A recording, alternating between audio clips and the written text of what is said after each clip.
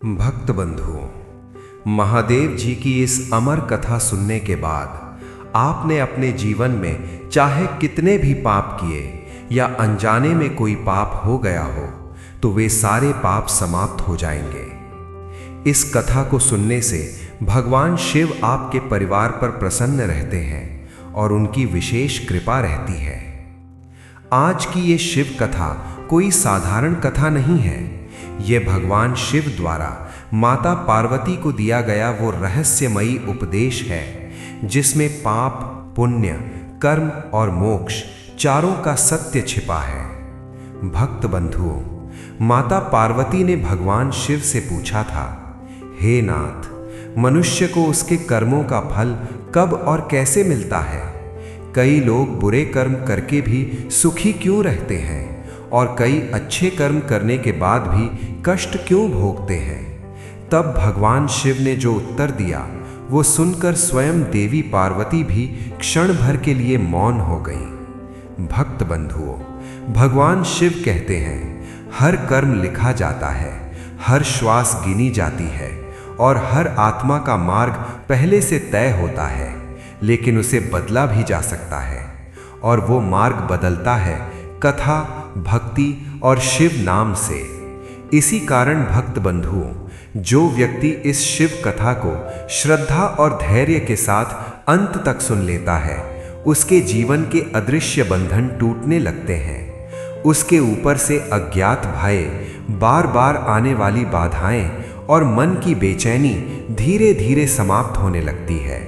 लेकिन भक्त बंधुओं, यही वो स्थान है जहां अधिकतर लोग पीछे हट जाते हैं। कथा लंबी लगने लगती है, मन भटकने लगता है और व्यक्ति बीच में ही इसे छोड़ देता है, जबकि शास्त्रों में स्पष्ट कहा गया है, जो भक्त किसी पावन शिव कथा को बीच में छोड़ देता है वो जाने अनजाने आध्यात्मिक पाप का भागी बनता है, क्योंकि अधूरी कथा अधूरी साधना बन जाती है। भक्त बंधुओं, इसीलिए ये कथा हर किसी के लिए नहीं होती, ये केवल उनके लिए होती है जो सच में शिव को जानना चाहते हैं। और मुझे पूरा विश्वास है कि आप उन्हीं भक्तों में से हैं। आप दिखावे के नहीं, अंतरात्मा से जुड़े भक्त हैं। कहा जाता है भक्त बंधुओं, जो इस शिव कथा को अंत तक सुन लेता है उसे इसी जन्म में शिव कृपा का अनुभव होने लगता है और उसका मार्ग शिव धाम की ओर धीरे धीरे खुलने लगता है। तो भक्त बंधुओं, इस पावन कथा को आरंभ करने से पहले भगवान शिव का नाम स्मरण करना अत्यंत आवश्यक है। आप सभी कमेंट में हर हर महादेव अवश्य लिखें, क्योंकि शिव नाम से ही ये कथा जागृत होती है। अब अपने मन को स्थिर कीजिए, विचारों को शांत कीजिए और शिव नाम को हृदय में बसाइए। आइए भक्त बंधुओं, अब हम आरंभ करते हैं भगवान शिव की इस गूढ़, रहस्यमयी और कल्याणकारी कथा को। उत्तर भारत की पावन और हरी भरी भूमि पर भोजपुर नाम का एक अत्यंत समृद्ध और विशाल राज्य स्थित था। ये राज्य अपनी प्राकृतिक सुंदरता, बहती हुई निर्मल नदियों और ऊंचे पर्वतों के लिए जाना जाता था। परंतु इस राज्य का वैभव इसके शासक के व्यवहार के कारण फीका पड़ता जा रहा था। भोजपुर की गद्दी पर राजा चैतन्य का शासन था। राजा चैतन्य जन्म से एक ब्राह्मण था, जिसके कारण समाज में उसका स्थान अत्यंत पूजनीय होना चाहिए था, किंतु उसका स्वभाव और उसके कर्म किसी भयानक राक्षस से कम नहीं थे। शास्त्र कहते हैं कि ब्राह्मण का धर्म ज्ञान बांटना और करुणा का संचार करना है, परंतु राजा चैतन्य ने इन सभी आदर्शों को त्याग कर अधर्म का मार्ग चुन लिया था। उसके महल की दीवारें प्रजा की चीखों और राजा के अट्टहासों से गूंजती रहती थीं। राजा का दिन सूर्योदय के साथ धर्म चर्चा से नहीं, बल्कि मदिरा के प्यालों और क्रूर योजनाओं के साथ शुरू होता था। वो राज्य की भोली भाली जनता पर ऐसे ऐसे कर लगाता था कि गरीब किसान भूखे मरने पर मजबूर हो जाते थे। राजा के मन में दया का लेश मात्र भी अंश नहीं था। वो ऊंचे सिंहासन पर बैठकर केवल अपने अहंकार की तुष्टि करता था और जो भी उसके मार्ग में आता उसे मृत्युदंड या कोड़ों की मार सहनी पड़ती थी। राजा चैतन्य का शरीर बलशाली था, पर उसकी आत्मा अंधकार में डूबी हुई थी। एक समय की बात है, ग्रीष्म ऋतु की दोपहर थी और राजा चैतन्य अपने सैनिकों और मंत्रियों के साथ शिकार खेलने के उद्देश्य से घने जंगल की ओर निकला। जंगल के शांत वातावरण में पक्षियों का कलरव गूंज रहा था और प्रकृति अपनी छटा बिखेर रही थी, लेकिन राजा के मन में केवल रक्त और हिंसा का विचार चल रहा था। चलते चलते उसकी दृष्टि एक झाड़ी के पीछे पड़ी, जहां एक हिरणी अपने छोटे से शावक को दुलार रही थी। वो नन्हा हिरण अपनी माँ के साथ खेल रहा था और उसे इस बात का तनिक भी आभास नहीं था कि कुछ ही दूरी पर काल साक्षात खड़ा है। राजा चैतन्य ने अपना धनुष उठाया और उसकी आंखों में एक क्रूर चमक आ गई। उसने सोचा कि आज इस कोमल हिरण के बच्चे का मांस उसके भोजन की शोभा बढ़ाएगा। मंत्रियों ने धीरे से समझाने का प्रयास भी किया कि महाराज, ये तो अभी बच्चा है, इसे छोड़ दिया जाए, परंतु राजा ने क्रोधित होकर उन्हें चुप करा दिया। उसने क्रूरतापूर्वक उस नन्हे शावक को उसकी मां से छीन लिया। हिरणी अपनी करुण आंखों से अपने बच्चे के लिए विनती करती रही। वो बेचारी बेजुबान जानवर राजा के घोड़े के पीछे भागती रही, लेकिन पत्थर दिल राजा चैतन्य का मन नहीं पसीजा।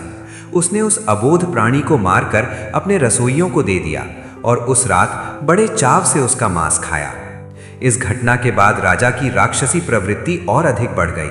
उसके भीतर का मनुष्य पूरी तरह मर चुका था और अब वहां केवल एक क्रूर शिकारी जीवित था, जो अपनी भूख मिटाने के लिए किसी भी हद तक जा सकता था।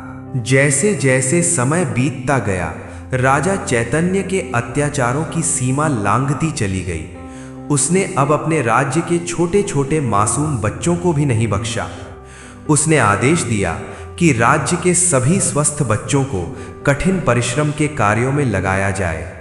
जिन हाथों में कलम और खिलौने होने चाहिए थे, उन नन्हे हाथों में भारी पत्थर और औजार थमा दिए गए। तपती धूप में वे बच्चे श्रम करते और यदि कोई बच्चा थकान से गिर जाता तो राजा के सिपाही उन पर कोड़े बरसाते। राजा स्वयं खिड़कियों से ये दृश्य देखकर प्रसन्न होता था। शाम होते ही वो मदिरा के नशे में डूब जाता और भोग विलास के अनेक भागों में व्यस्त रहता। उसे अपने कुल और अपनी मर्यादा का कोई ध्यान नहीं रहा। राजा के चरित्र का पतन इस स्तर तक हो गया था कि वो अपने राज्य की माताओं और बहनों की इज्जत के बारे में तनिक भी विचार नहीं करता था। वो खुलेआम ऐसे निर्लज्ज कर्म करता था जिससे पूरे भोजपुर की मर्यादा धूल में मिल रही थी।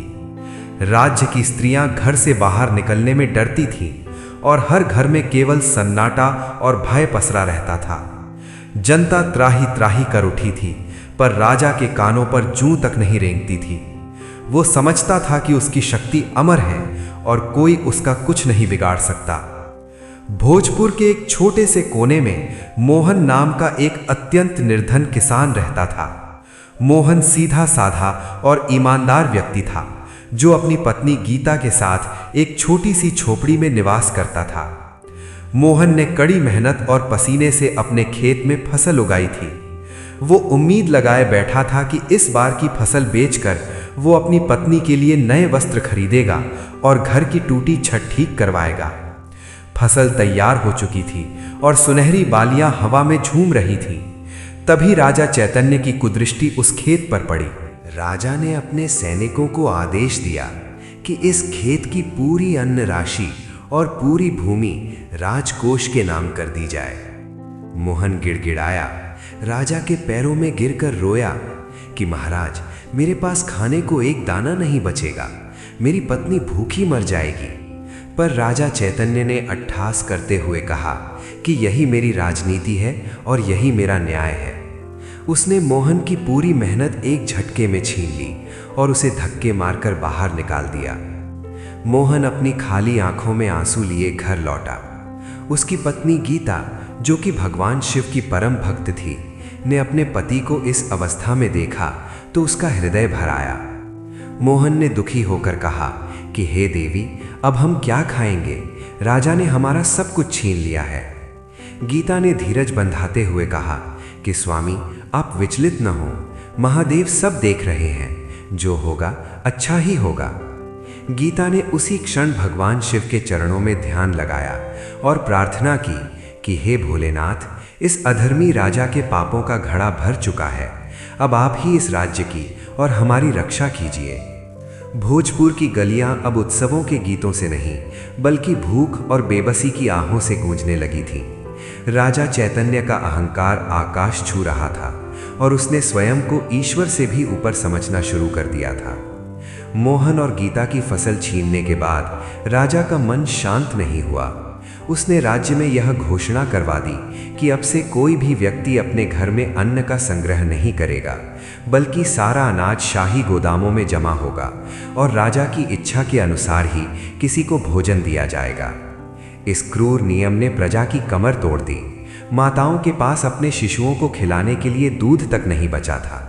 राजा चैतन्य अपने ऊंचे झरोखों से देखता कि कैसे लोग दाने दाने के लिए तरस रहे हैं और वो इसे अपनी विजय समझता था। एक दिन महल के बाहर कुछ वृद्ध ब्राह्मण राजा से मिलने आए। उन्होंने विनम्रतापूर्वक राजा को याद दिलाया कि वो स्वयं एक ब्राह्मण है और एक ब्राह्मण का धर्म प्रजा की रक्षा करना है, न कि उनका विनाश। राजा चैतन्य ने उनकी बात सुनकर उपहास किया और क्रोध में आकर अपने सैनिकों को आदेश दिया कि इन वृद्धों को कारागार में डाल दिया जाए और इन्हें भोजन के स्थान पर केवल जल दिया जाए। राजा की यह निर्दयता देखकर पूरा राज्य थर्रा उठा। इधर मोहन और गीता की कुटिया में सन्नाटा पसरा था, परंतु उस सन्नाटे में भी अटूट श्रद्धा की एक लौ जल रही थी। मोहन भूख से व्याकुल होकर कभी कभी अपना धैर्य खो देता था। वो अपनी पत्नी गीता से कहता कि हे प्रिय, जिस ईश्वर की तुम दिन रात पूजा करती हो, क्या उन्हें हमारा दुख दिखाई नहीं देता? क्या वे उस पापी राजा को दंड नहीं देंगे जिसने हजारों घरों के चिराग बुझा दिए हैं? गीता, जिसका मुखमंडल शिव की भक्ति से सदा दीप्तिमान रहता था, शांत स्वर में उत्तर देती कि स्वामी, महादेव की लाठी में आवाज नहीं होती, पर उसका प्रहार अचूक होता है। पाप का घड़ा जब तक पूरी तरह भर नहीं जाता, तब तक ईश्वर प्रतीक्षा करते हैं, ताकि जब न्याय हो तो वो संपूर्ण हो। गीता प्रतिदिन मिट्टी का एक शिवलिंग बनाती, उस पर बेलपत्र चढ़ाती और घंटों मौन रहकर प्रार्थना करती। उसकी आंखों से निकलने वाले आंसू महादेव के चरणों को पखारते थे। उसे अटूट विश्वास था कि राजा चैतन्य का अंत निकट है और महादेव स्वयं कोई मार्ग निकालेंगे। उधर महल में राजा चैतन्य ने अधर्म की नई सीमाएं तय कर दी थीं। उसने राज्य की पवित्र कन्याओं को बलपूर्वक महल में दासियां बनाने का आदेश दिया। पूरे राज्य में हाहाकार मच गया। पिता अपनी पुत्रियों को बचाने के लिए उन्हें गुप्त स्थानों पर छुपाने लगे, पर राजा के गुप्तचर हर कोने से मासूमों को घसीट कर ले आते थे। राजा की सभा अब नीति और न्याय की जगह सुरा और सुंदरी का अड्डा बन चुकी थी। एक रात्रि जब अंधकार गहरा था और सारा संसार निद्रा में मग्न था, राजा चैतन्य अपने रेशमी बिस्तरों पर लेटा हुआ था। उसने उस दिन अत्यधिक मदिरा का सेवन किया था और उसे लग रहा था कि वो संसार का सबसे सुखी और शक्तिशाली व्यक्ति है। लेकिन जैसे ही उसकी आंखें लगीं, उसे एक ऐसा स्वप्न आया जिसने उसकी आत्मा को झकझोर कर रख दिया। राजा ने देखा कि वो एक अंतहीन काले मार्ग पर अकेला चल रहा है। वहां की हवा में सड़न और रुदन की गंध थी। अचानक उसे कुछ भयानक आकृति वाले पुरुष दिखाई दिए, जिनके शरीर विशाल थे और आंखें दहकते अंगारों जैसी थीं। वे यमदूत थे। राजा ने देखा कि वे दूत लोहे की तपती हुई जंजीरों से उन लोगों को खींच रहे हैं जिन्होंने पृथ्वी पर पाप किए थे। राजा चैतन्य ने स्वप्न में देखा कि उसे एक विशाल कढ़ाई की ओर ले जाया जा रहा है, जिसमें खौलता हुआ तेल भरा था। उसने देखा कि वहां वही लोग थे जिन्हें उसने प्रताड़ित किया था। वे सब यमदूतों के साथ खड़े उसे देख रहे थे। एक यमदूत ने चिल्लाकर कहा कि देखो, ये वही पापी राजा है जिसने मासूमों का अन्न छीना और निर्दोषों का रक्त बहाया। आज इसकी सजा का समय आ गया है। स्वप्न में राजा ने अपनी पीठ पर भारी कोड़ों की मार महसूस की। उसे ऐसा लगा जैसे हजारों बिच्छू एक साथ उसके शरीर को डंक मार रहे हों। वो चीखना चाहता था, पर उसका गला रुंध गया था। उसे अपनी आंखों के सामने उन बच्चों के चेहरे दिखाई देने लगे जिन्हें उसने कठिन श्रम में झोंक दिया था। राजा की नींद अचानक एक भयानक चीख के साथ खुल गई। उसका पूरा शरीर पसीने से तरबतर था और उसका हृदय इतनी तेजी से धड़क रहा था मानो छाती फाड़कर बाहर निकल आएगा। उसने अपने चारों ओर देखा। वो अपने सुरक्षित कक्ष में ही था, पर वो डर अब उसके भीतर घर कर चुका था। उसने पानी पीने के लिए हाथ बढ़ाया, पर उसके हाथ कांप रहे थे। उसे महसूस हुआ कि कक्ष के कोनों में कोई खड़ा उसे घूर रहा है। उस रात के बाद राजा चैतन्य की रातों की नींद और दिन का चैन गायब हो गया। वो जब भी आंखें बंद करता, उसे वही भयानक यमलोक के दृश्य दिखाई देते। उसे सुनाई देता कि कोई उसे पुकार रहा है और कह रहा है कि चैतन्य, तेरे कर्मों का हिसाब हो चुका है, अब चलने के लिए तैयार हो जा। उसकी भूख मर गई और उसका बलशाली शरीर धीरे धीरे ढलने लगा। वो जो पहले अट्टहास करता था, अब परछाइयों से भी डरने लगा था। उसने अपने कक्ष में दर्जनों मशालें जलवा दी ताकि कहीं भी अंधेरा न रहे, पर उसके मन का अंधेरा दूर नहीं हो रहा था। राजा को लगने लगा कि उसकी मृत्यु निकट है और जो कुछ उसने कमाया है वो उसे नर्क की आग से नहीं बचा पाएगा। अगले दिन सुबह राजा ने अत्यंत व्याकुल होकर अपने महामंत्री को बुलाया। महामंत्री ने जब राजा की स्थिति देखी तो वो दंग रह गया। राजा की आंखें धसी हुई थीं और चेहरा पीला पड़ चुका था। राजा ने कांपती आवाज में कहा कि मंत्री, मुझे बचा लो, मुझे यमदूत दिखाई दे रहे हैं, मुझे वे तपते हुए तेल के कड़ाहे डरा रहे हैं। मैंने जो पाप किए हैं, क्या उनका कोई अंत नहीं है? क्या कोई ऐसा मार्ग नहीं जिससे मुझे इन भयानक सपनों से मुक्ति मिल सके? महामंत्री, जो भीतर ही भीतर राजा के कुकर्मों से दुखी था, ने एक अवसर देखा। उसने कहा कि महाराज, आपके कर्मों का बोझ बहुत भारी हो चुका है और साधारण मनुष्य इसका समाधान नहीं कर सकता। हमारे राज्य की उत्तर दिशा के घने जंगल में एक सिद्ध साधु रहते हैं। वे त्रिकालदर्शी हैं और महादेव के अनन्य भक्त हैं। यदि कोई आपको इस संकट से निकाल सकता है तो वो केवल वही महात्मा है। राजा चैतन्य ने बिना एक पल गंवाए कहा कि हमें अभी उनके पास जाना होगा, चाहे जो हो जाए, मुझे इस नर्क की अग्नि से बचना है। राजा ने अपनी राजसी वेशभूषा की परवाह नहीं की और महामंत्री के साथ घोड़े पर सवार होकर जंगल की ओर निकल पड़ा। रास्ता कठिन था, पर राजा के भीतर का भय उसे रुकने नहीं दे रहा था। जंगल के बीचों बीच एक पुरानी कुटिया थी जहां शांति का वास था। वहां पहुंचते ही राजा ने देखा कि एक तेजस्वी साधु समाधि में लीन थे। उनके चारों ओर भी दिव्य प्रकाश था। राजा घोड़े से उतरा और दौड़कर साधु के चरणों में गिर गया। वो फभक फभक कर रोने लगा। एक समय का अहंकारी राजा आज एक याचक की भांति धूल में पड़ा था। उसने रोते हुए अपनी सारी व्यथा सुनाई और अपने सपनों का वर्णन किया। साधु ने अपनी आंखें खोली और राजा की ओर देखा। उनकी दृष्टि में क्रोध नहीं, बल्कि एक गहरी करुणा थी। साधु ने गंभीर वाणी में कहा कि चैतन्य, तूने ब्राह्मण कुल में जन्म लेकर भी चांडालों से भी बदतर कर्म किए हैं। तूने उस प्रकृति को कष्ट दिया जिसका तू रक्षक था। तूने उन निर्दोषों की आहें ली जो ईश्वर का रूप होते हैं। तेरे पाप इतने घने हैं कि सूर्य की किरणें भी उन्हें नहीं भेद सकती। राजा थर-थर कांपने लगा और बोला कि महात्मन, क्या कोई मार्ग नहीं है? क्या मैं अनंत काल तक नरक में जलता रहूंगा? साधु ने गहरी सांस ली और कहा कि महादेव दयालु हैं, वे क्षमा के सागर हैं, परंतु क्षमा के लिए पश्चाताप का होना अनिवार्य है। यदि तू वास्तव में बचना चाहता है तो तुझे अपना सर्वस्व त्याग कर शिव की शरण में जाना होगा और अपने कर्मों का प्रायश्चित करना होगा। साधु ने राजा को विस्तार से समझाया कि कैसे उसने अपनी शक्ति का दुरुपयोग किया और कैसे उसने समाज के सबसे कमजोर वर्ग को प्रताड़ित किया। साधु ने कहा कि तूने जिस मोहन का अन्न छीना है, उसकी पत्नी की प्रार्थना ने ही शायद तुझे आज मेरे पास पहुंचाया है, ताकि तुझे सुधरने का एक अंतिम अवसर मिल सके। राजा चैतन्य ने हाथ जोड़कर प्रार्थना की कि आप जो कहेंगे मैं वही करूंगा, बस मुझे उन भयानक दूतों से बचा लीजिए। साधु ने उसे आदेश दिया कि वो तुरंत अपने राज्य लौटे। जिन लोगों के साथ अन्याय किया है उन्हें न्याय दे, जिनका धन छीना है उन्हें वापस करे और पूरे राज्य में शिव पुराण की कथा का आयोजन कराए। साधु ने विशेष रूप से कहा कि शिव नाम का जाप ही तेरी एकमात्र औषधि है। राजा के मन में एक नई किरण जगी। उसने साधु को प्रणाम किया और वहां से एक नया संकल्प लेकर निकला। उसके भीतर का राक्षस अब धीरे धीरे शांत हो रहा था और एक भक्त का जन्म हो रहा था। पर क्या उसके पिछले पाप उसे इतनी आसानी से छोड़ने वाले थे? क्या यमराज के दूत उसके इस हृदय परिवर्तन को स्वीकार करेंगे? ये भविष्य के गर्भ में था। साधु की कुटिया से लौटते समय राजा चैतन्य के मन में विचारों का एक भीषण ज्वार उठा हुआ था। वो वन के उसी मार्ग से वापस जा रहा था जहां कुछ समय पूर्व उसने उस निरीह हिरण के शावक का वध किया था। आज उसे उसी स्थान पर पहुंचकर आत्मग्लानि का अनुभव हो रहा था।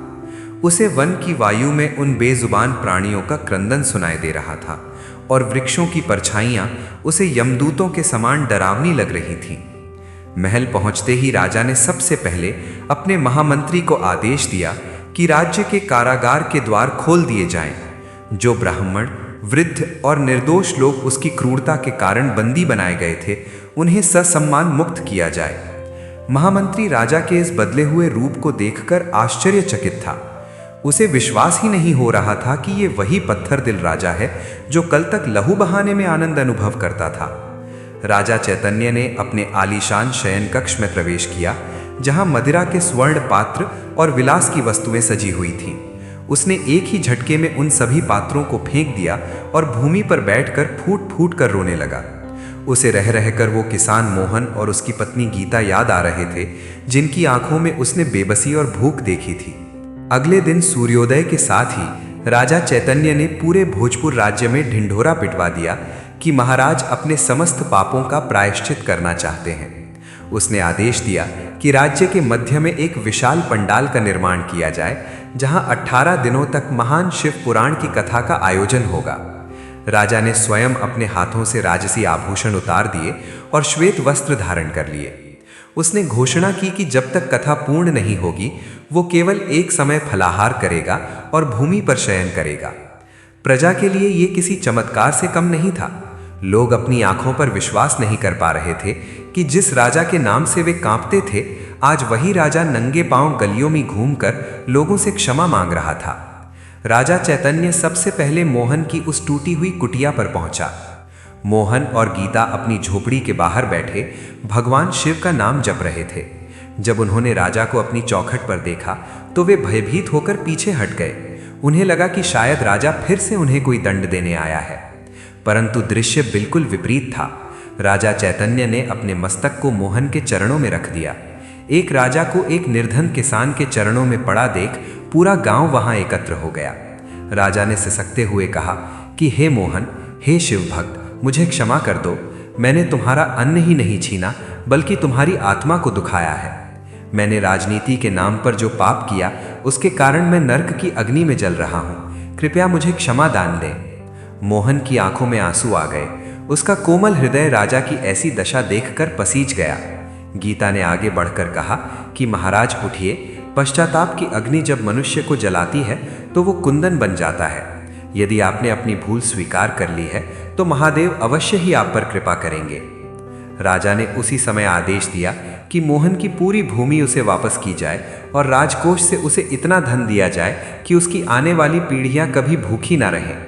राजा ने राज्य के हर उस परिवार की सूची बनवाई जिनका उसने अहित किया था और एक एक करके सबको उनका खोया हुआ सम्मान और संपत्ति लौटानी शुरू की। शिव पुराण की कथा का आरंभ हुआ। पूरे भोजपुर में शंखों और घंटों की ध्वनि गूंजने लगी। राजा चैतन्य कथा के प्रथम श्रोता के रूप में भूमि पर कुशा के आसन पर बैठा। कथावाचक ब्राह्मणों ने जब शिव के चरित्र का वर्णन करना शुरू किया तो राजा की आंखों से अविरल अश्रुधारा बहने लगी। जैसे जैसे कथा आगे बढ़ती, राजा को अपने भीतर एक अद्भुत शांति का अनुभव होने लगा। उसे समझ आया कि जिसे वो अपनी शक्ति समझता था, वो वास्तव में उसका अहंकार था जो उसे विनाश की ओर ले जा रहा था। उसने राज्य में अन्नपूर्णा भंडार की स्थापना की, जहां कोई भी भूखा व्यक्ति आकर किसी भी समय भोजन कर सकता था। जो बच्चे कारखानों और कठिन श्रम में लगे थे, उन्हें मुक्त कर उनके लिए पाठशालाएं खुलवाई गईं। राजा अब स्वयं भोजनालय में खड़ा होकर गरीबों को भोजन परोसता था। उसकी इस सेवा भावना ने प्रजा के मन से डर निकाल दिया और धीरे धीरे लोग राजा से प्रेम करने लगे। परंतु राजा चैतन्य के मन में एक गहरा डर अभी भी था। वो था उसके पुराने कर्मों का फल। उसे पता था कि यमराज के बही खाते में उसके पाप लिखे जा चुके हैं और केवल कुछ दिनों की भक्ति उन वर्षों के पापों को कैसे धो पाएगी। रात के समय जब राजा महादेव के नाम का जाप करता तो उसे कभी कभी वही भयानक सपने फिर से आते। उसे लगता कि यमदूत उसके कक्ष के बाहर खड़े होकर उसकी आयु कटने की प्रतीक्षा कर रहे हैं। राजा की तबीयत धीरे धीरे बिगड़ने लगी। वर्षों के मदिरापान और अब किए जा रहे कठिन उपवासों ने उसके शरीर को जर्जर कर दिया था। उसे एक असाध्य रोग ने घेर लिया, जिसके कारण उसके शरीर में तीव्र पीड़ा होने लगी। राजा ने इस पीड़ा को भी महादेव का प्रसाद समझकर स्वीकार किया। वो कहता कि ये दर्द मेरे उन पापों की सजा है जो मैंने दूसरों को दिए थे। उसकी मृत्यु जैसे जैसे निकट आने लगी, उसे अपने उत्तराधिकारी की चिंता सताने लगी। उसने देखा कि उसके अपने सगे संबंधी और दरबारी केवल सत्ता के लोभी हैं। यदि राज्य की बागडोर उनके हाथों में गई तो भोजपुर फिर से उसी अंधकार में चला जाएगा जहां से वो बड़ी मुश्किल से निकला है। एक दिन राजा ने महामंत्री को बुलाया और बड़ी क्षीण आवाज में कहा कि मंत्री, मेरा अंत समय निकट है। मुझे वैभव नहीं बल्कि एक ऐसा उत्तराधिकारी चाहिए जो शिव का सच्चा भक्त हो और प्रजा को अपनी संतान समझे। मुझे मोहन की याद आ रही है। वो भले ही निर्धन है पर उसका हृदय शिव के वास के योग्य है। जाओ और मोहन को ससम्मान लेकर आओ। महामंत्री मोहन को महल लेकर आए। राजा चैतन्य ने भरी सभा में ब्राह्मणों को आमंत्रित किया। उसने मोहन का राज्याभिषेक करने की घोषणा की। मोहन ने हाथ जोड़कर कहा कि महाराज, मैं एक तुच्छ किसान हूं, मैं राज्य कैसे संभालूंगा। राजा ने मुस्कुराकर कहा कि मोहन, जो शिव को संभाल सकता है वो संसार को भी संभाल सकता है। तुम्हारी भक्ति ही इस राज्य की रक्षा करेगी।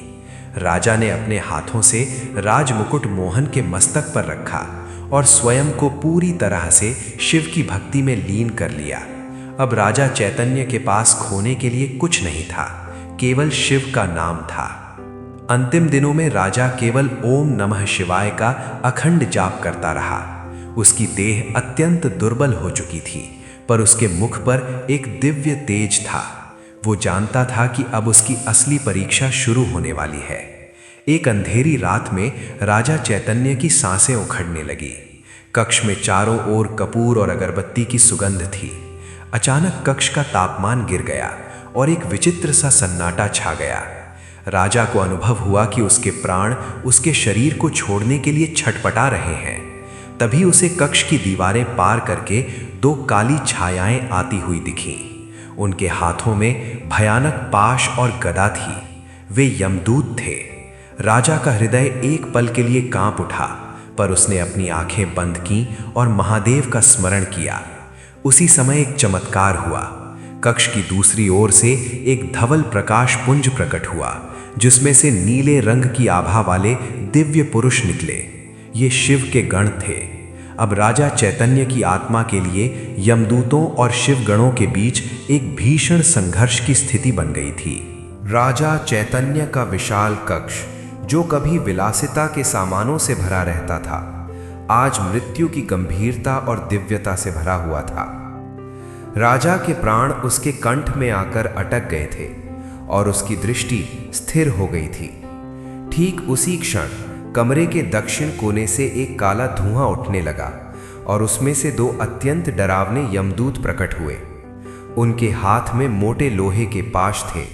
उनकी आंखें जलते हुए अंगारों की तरह लाल थीं और उनके लंबे दांत बाहर निकले हुए थे। उनकी उपस्थिति मात्र से कमरे का वातावरण इतना भारी हो गया कि वहां जल रहे दीपक बुझने लगे।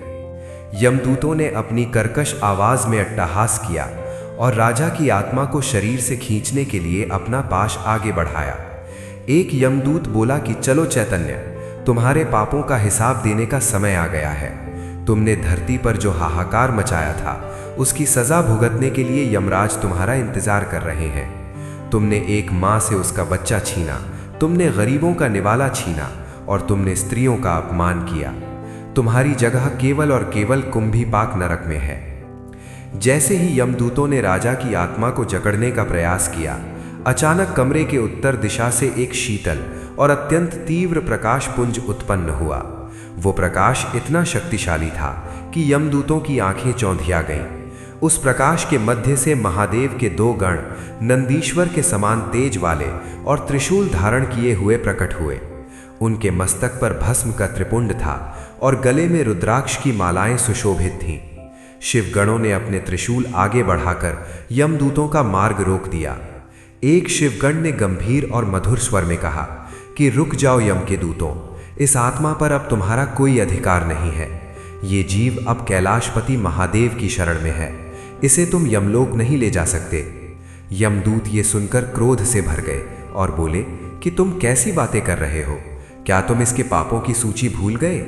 चित्रगुप्त के बही खाते में इसके नाम के आगे केवल काले अक्षर लिखे हैं। इसने अपने जीवन का अधिकांश समय अधर्म में व्यतीत किया है। जो व्यक्ति जीवन भर पाप करे वो अंत में केवल थोड़े से जप से कैसे मुक्त हो सकता है? न्याय की वेदी पर इसके पाप पुण्य से कहीं अधिक भारी हैं। शिवगणों ने शांत भाव से उत्तर दिया कि यमदूतों, तुम केवल कर्मों की गणना कर रहे हो, पर तुम शिव की करुणा को नहीं जानते। जिस क्षण इस राजा ने साधु के चरणों में गिरकर पश्चाताप किया, उसी क्षण इसके आधे पाप भस्म हो गए थे और फिर इसने अपना राजपाट त्याग कर एक शिव भक्त को गद्दी सौंपी। ये कोई साधारण पुण्य नहीं है। इसने 18 दिनों तक निष्काम भाव से शिव पुराण की कथा सुनी और अंत समय में इसके मुख पर केवल ओम नमः शिवाय का नाम था। शास्त्रों का वचन है कि अंतमति सोगति, अर्थात मृत्यु के समय मनुष्य का चित्त जहां होता है उसे वही लोक प्राप्त होता है। राजा चैतन्य ने अपने अंतिम क्षणों में स्वयं को पूरी तरह शिव को समर्पित कर दिया था, इसलिए अब ये शिव का अंश बन चुका है। यमदूत चिल्लाए कि ये तो सरासर अन्याय है। अगर ऐसा ही होने लगा तो पृथ्वी पर हर पापी जीवन भर पाप करेगा और अंत में शिव का नाम लेकर बच जाएगा। समाज में व्यवस्था कैसे बनी रहेगी? क्या उस हिरण के शावक की चीख और मोहन किसान के आंसुओं का कोई मूल्य नहीं है? यमदूतों और शिव गणों के बीच ये विवाद बढ़ता गया।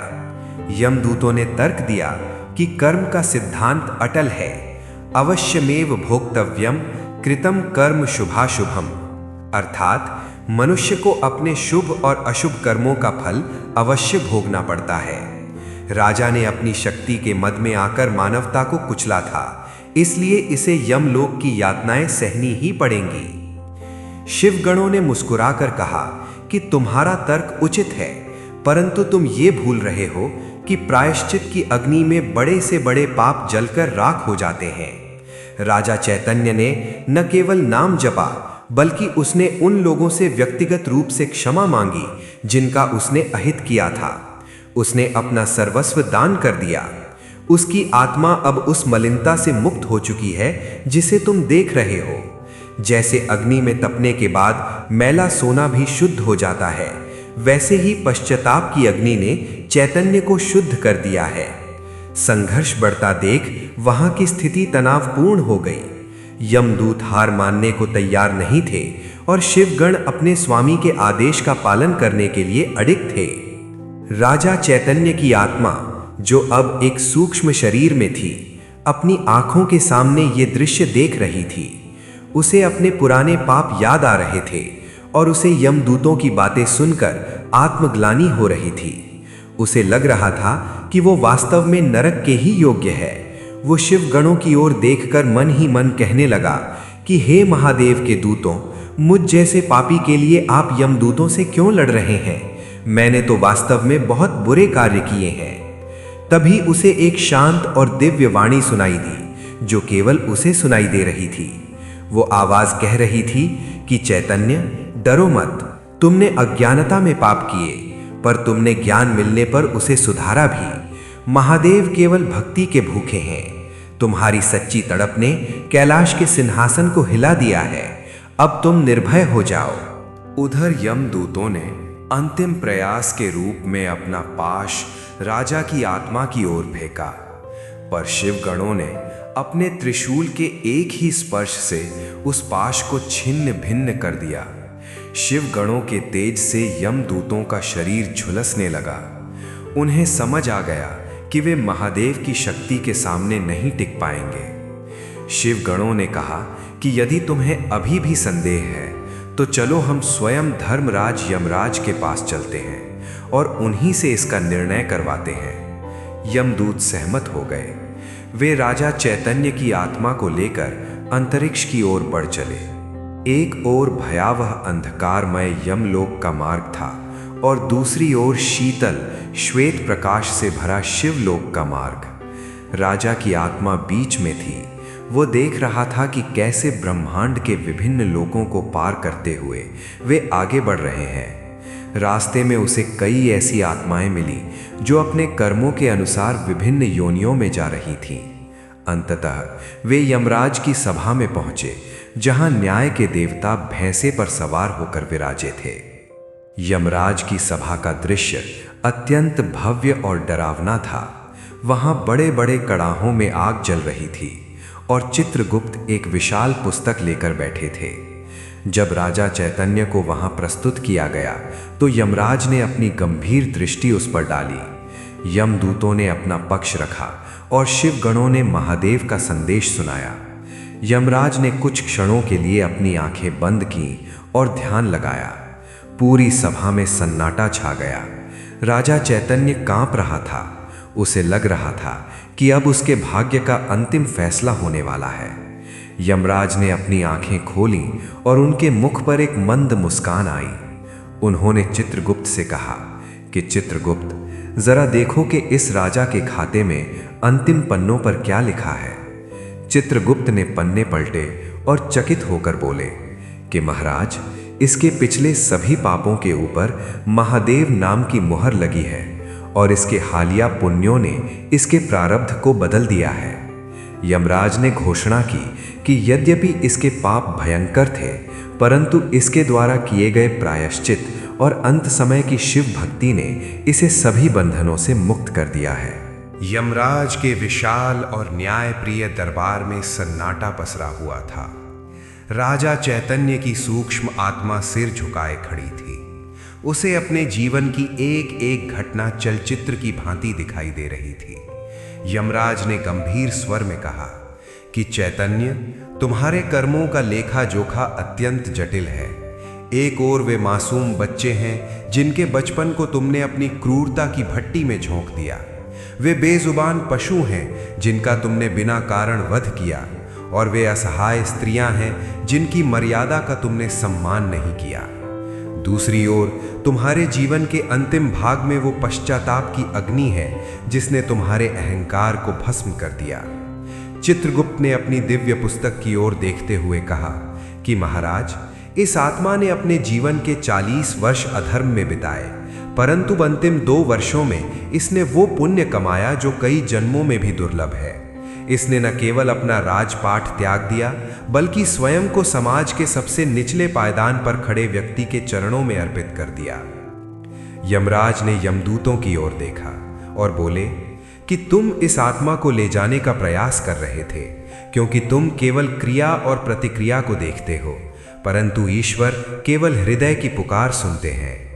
राजा चैतन्य ने जब मोहन किसान से क्षमा मांगी थी, तभी उसके हृदय के भीतर की जड़ता टूट गई थी, और जिस व्यक्ति के हृदय में महादेव का वास हो जाए, उसे यमलोक के द्वारों पर रोकना संभव नहीं है।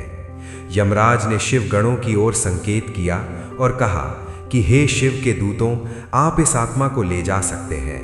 महादेव का विधान ही सर्वोपरि है। जो जीव मृत्यु के समय संसार को भूलकर शिव में लीन हो जाता है, वो काल के चक्र से मुक्त हो जाता है। यमराज की आज्ञा पाकर यमदूत पीछे हट गए। उनके मुख पर अब वो क्रोध नहीं, बल्कि एक गहरी जिज्ञासा थी कि भक्ति की शक्ति इतनी प्रबल कैसे हो सकती है। जैसे ही यमराज ने अपना निर्णय सुनाया, राजा चैतन्य की आत्मा के चारों ओर का अंधकार छटने लगा। वो डरावना दरबार ओझल हो गया और चारों ओर एक शीतल सुगंधित पवन बहने लगी। शिवगणों ने अत्यंत आदर के साथ राजा की आत्मा को एक दिव्य विमान में बिठाया। ये विमान स्वर्ण और मणियों से नहीं, बल्कि श्वेत प्रकाश और शांति से बना हुआ था। जैसे ही विमान ऊपर की ओर बढ़ा, राजा ने देखा कि नीचे भोजपुर राज्य की जनता शोक और श्रद्धा के साथ उसके मृत शरीर का अंतिम संस्कार कर रही थी। राजा मोहन, जो कभी एक गरीब किसान था, अपनी पत्नी गीता के साथ राजा चैतन्य के शरीर को मुखाग्नि दे रहा था। पूरे राज्य में हर हर महादेव का घोष हो रहा था। राजा ने देखा कि जिन लोगों पर उसने अत्याचार किए थे वे भी आज उसकी आत्मा की शांति के लिए प्रार्थना कर रहे थे। ये देखकर राजा चैतन्य की आत्मा को वास्तविक शांति मिली। उसे समझ आया कि मनुष्य की सबसे बड़ी पूंजी धन या सत्ता नहीं, बल्कि वो प्रेम और क्षमा है जो वो दूसरों के हृदय में छोड़ जाता है। विमान बादलों को पार करता हुआ ऊपर उठता चला गया। रास्ते में राजा ने अद्भुत दृश्य देखे। उसे सप्तर्षि मंडल दिखाई दिया जहां महान ऋषि तपस्या में लीन थे। उसे वो नक्षत्र लोक दिखा जहां पुण्य आत्माएं तारों के रूप में चमक रही थीं। धीरे धीरे सारा दृश्य बदल गया और सामने एक ऐसा लोक प्रकट हुआ जिसकी कल्पना किसी भी शास्त्र में करना कठिन है। ये शिव धाम था।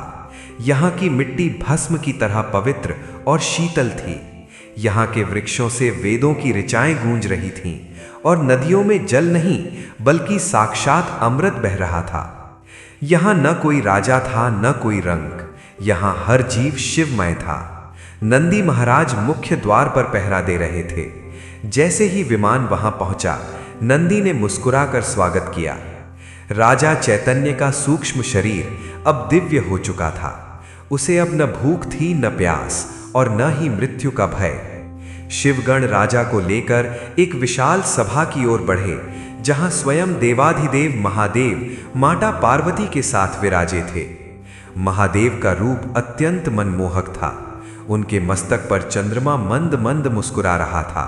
जटाओं से गंगा की निर्मल धारा प्रवाहित हो रही थी और उनके कंठ में स्थित नीलकंठ उनकी करुणा की गवाही दे रहा था। राजा चैतन्य प्रभु के चरणों में गिर पड़ा। उसके मुख से शब्द नहीं निकल रहे थे, केवल आंखों से बहते आंसू उसकी भक्ति को व्यक्त कर रहे थे। महादेव ने अपना वरद हस्त उसके सिर पर रखा और बोले कि उठो चैतन्य, तुमने ये सिद्ध कर दिया कि कोई भी मनुष्य चाहे कितना भी पतित क्यों न हो, यदि वो सच्चे मन से शरण में आए तो उसे मुक्ति मिल सकती है। तुमने अपने कर्मों को सुधारा, तुमने दूसरों के दुख को अपना दुख समझा। यही तुम्हारी सबसे बड़ी पूजा थी। अब राजा चैतन्य को समझ आया कि साधु के वे शब्द कितने सत्य थे कि शिव सब देख रहे हैं। भगवान शिव केवल हमारे पाप नहीं देखते, वे हमारे हृदय का परिवर्तन भी देखते हैं। राजा को शिवधाम में एक स्थायी स्थान प्राप्त हुआ जहां वो अब अनंत काल तक महादेव की सेवा में रह सकता था। भोजपुर के उस पापी राजा की कहानी अब एक महान भक्त की गाथा बन चुकी थी। इधर पृथ्वी पर राजा मोहन ने भोजपुर को एक आदर्श राज्य बना दिया था। वहां न कोई भूखा था न कोई दुखी। गीता की शिव भक्ति ने पूरे राज्य के वातावरण को आध्यात्मिक बना दिया था। लोग सदियों तक राजा चैतन्य के जीवन की चर्चा करते रहे कि कैसे एक क्रूर राक्षस जैसी प्रवृत्ति वाला व्यक्ति भी महादेव की कृपा से देवता बन गया। ये कथा हमें सिखाती है कि समय रहते जाग जाना ही बुद्धिमानी है। चाहे हमने अनजाने में कितने भी पाप किए हों, यदि हम आज से ही अच्छे कर्म, दूसरों की सेवा और ईश्वर का नाम लेना प्रारंभ कर दें तो हमारा भी कल्याण निश्चित है।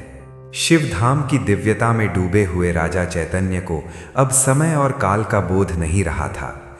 वहां न दिन था न रात, बस एक शाश्वत प्रकाश था जो आत्मा को तृप्ति प्रदान करता था। महादेव की उपस्थिति में उसे वो परम सुख प्राप्त हुआ था जिसकी उसने कभी स्वप्न में भी कल्पना नहीं की थी। परंतु महादेव की माया निराली है। एक दिन भगवान शिव ने चैतन्य को अपने समीप बुलाया और मंद मुस्कान के साथ कहा कि चैतन्य, यद्यपि तुम अब मेरे धाम के निवासी हो, परंतु तुम्हारी जीवन गाथा मृत्युलोक के प्राणियों के लिए एक महान सीख है। जो लोग अधर्म के मार्ग पर चल रहे हैं उन्हें ये जानना आवश्यक है कि हृदय परिवर्तन की शक्ति क्या होती है। चैतन्य ने हाथ जोड़कर प्रार्थना की कि हे प्रभु, मैं तो आपका तुच्छ सेवक हूँ, मेरी क्या बिसात कि मैं संसार को कुछ सिखा सकूं। ये तो आपकी करुणा है जिसने मुझे नर्क के द्वारों से खींचकर अपने चरणों में स्थान दिया। महादेव ने उसे आशीर्वाद दिया कि तुम्हारी ये कथा युगों युगों तक सुनी जाएगी और जो भी इसका श्रवण करेगा उसके भीतर धर्म का अंकुर फूटेगा। इधर मृत्युलोक में भोजपुर राज्य की काया पूरी तरह पलट चुकी थी। राजा मोहन, जो कभी अपनी फसल छिन जाने पर दाने दाने को मोहताज था, आज एक न्यायप्रिय और धर्मनिष्ठ शासक के रूप में प्रतिष्ठित था। उसकी पत्नी गीता, जो पहले केवल अपनी छोटी सी कुटिया में शिव की आराधना करती थी, अब पूरे राज्य की माताओं और बहनों के लिए प्रेरणा का स्रोत बन गई थी। मोहन ने गद्दी संभालते ही सबसे पहला कार्य ये किया कि राजा चैतन्य द्वारा बनाए गए सभी क्रूर कानूनों को समाप्त कर उसने राज्य के करों को इतना कम कर दिया कि किसान खुशी खुशी अपनी उपज का एक छोटा सा हिस्सा राजकोष में देने लगे। मोहन स्वयं साधारण वस्त्र पहनता और अपनी प्रजा के बीच जाकर उनके दुख दर्द सुनता था। उसने राज्य की सीमा पर पहरा देने वाले सैनिकों को सख्त निर्देश दिए कि किसी भी राहगीर या गरीब के साथ दुर्व्यवहार न किया जाए। मोहन की सभा में अब चापलूसों और लालची दरबारियों के लिए कोई स्थान नहीं था। उसने उन विद्वान ब्राह्मणों और अनुभवी मंत्रियों को वापस बुलाया जिन्हें राजा चैतन्य ने अपमानित कर निकाल दिया था। राज्य में विद्या और कला का प्रचार प्रसार होने लगा। गीता ने राजमहल के एक विशाल कक्ष को शिव भक्ति केंद्र में बदल दिया था, जहां प्रतिदिन संध्या के समय निर्धन महिलाएं और बच्चे एकत्र होते थे। वहां उन्हें न केवल मुफ्त भोजन मिलता, बल्कि गीता स्वयं उन्हें जीवन के मूल्यों और शिव की महिमा के बारे में बताती थी। भोजपुर की गलियां, जो कभी भय के कारण सूर्यास्त के बाद सूनी हो जाती थीं, अब भजनों और बच्चों की खिलखिलाहट से गूंजती रहती थीं। मोहन को अक्सर राजा चैतन्य की याद आती थी। उसे याद था कि कैसे राजा ने अंत समय में अपनी भूल सुधारने के लिए तड़प दिखाई थी। मोहन ने राज्य के मुख्य द्वार पर राजा चैतन्य की एक भव्य मूर्ति बनवाई, लेकिन वो मूर्ति किसी विजेता राजा की नहीं थी, बल्कि एक याचक की थी जो हाथ जोड़कर शिव के सामने खड़ा था। मूर्ति के नीचे बड़े अक्षरों में लिखवाया गया कि अहंकार पतन का द्वार है और पश्चाताप मोक्ष का मार्ग है। मोहन का मानना था कि आने वाली पीढ़ियां राजा चैतन्य के पापों से ज्यादा उनके पश्चाताप से सीख लेंगी। एक बार मोहन के मन में विचार आया कि क्या वास्तव में चैतन्य को मुक्ति मिली होगी? क्या महादेव ने इतने बड़े पापी को सच में अपना लिया होगा? उसी रात मोहन के स्वप्न में स्वयं भगवान शिव के गण प्रकट हुए। उन्होंने मोहन को वो दृश्य दिखाया जो यमराज की सभा में घटा था।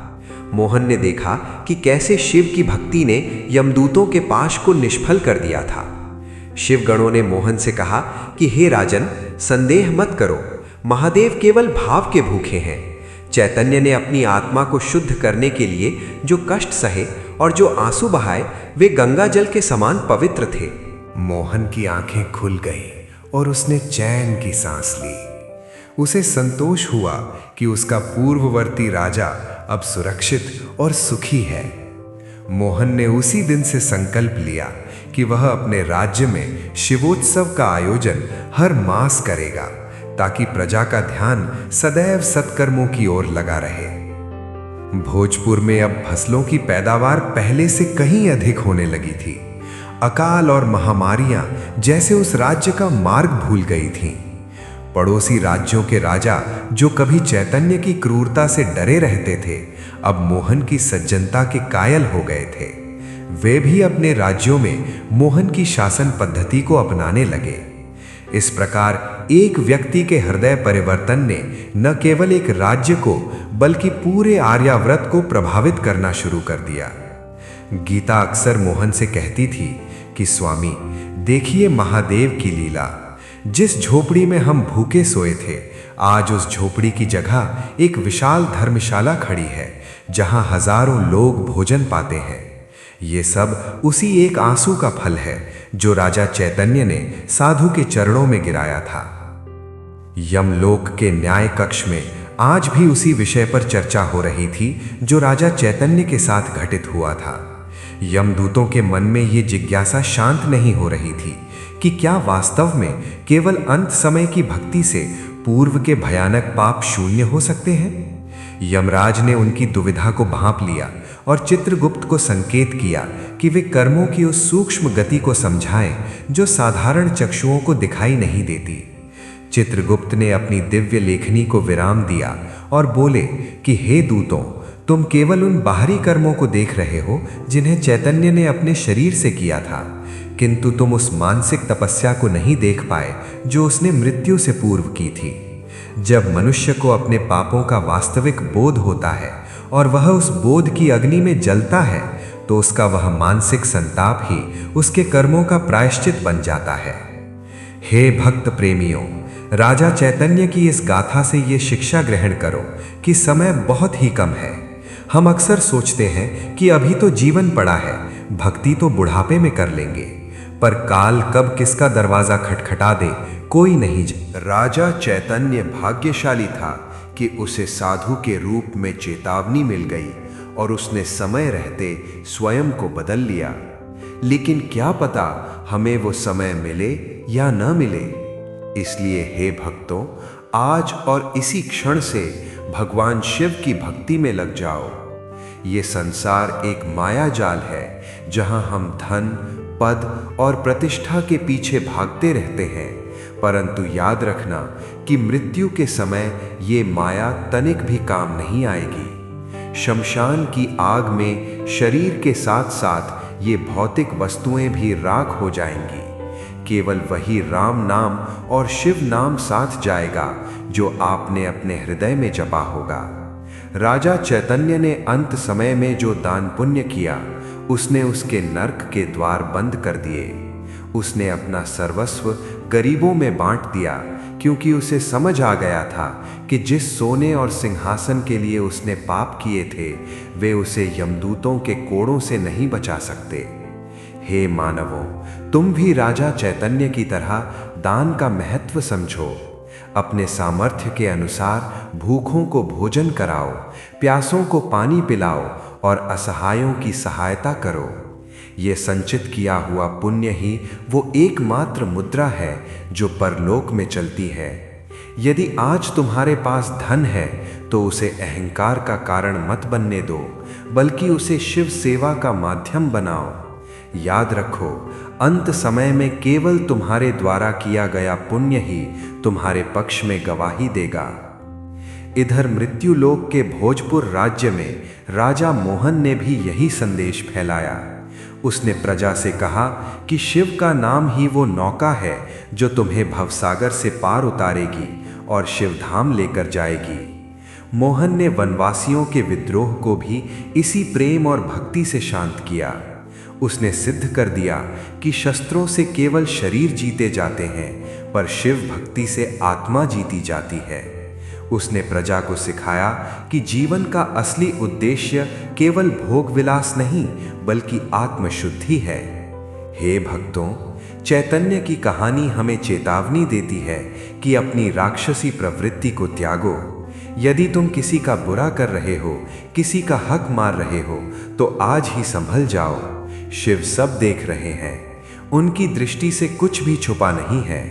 जैसे राजा चैतन्य ने अपनी भूल सुधारी और अंत में शिवधाम को प्राप्त किया, वैसे ही तुम भी अपने कर्मों को शुद्ध करो।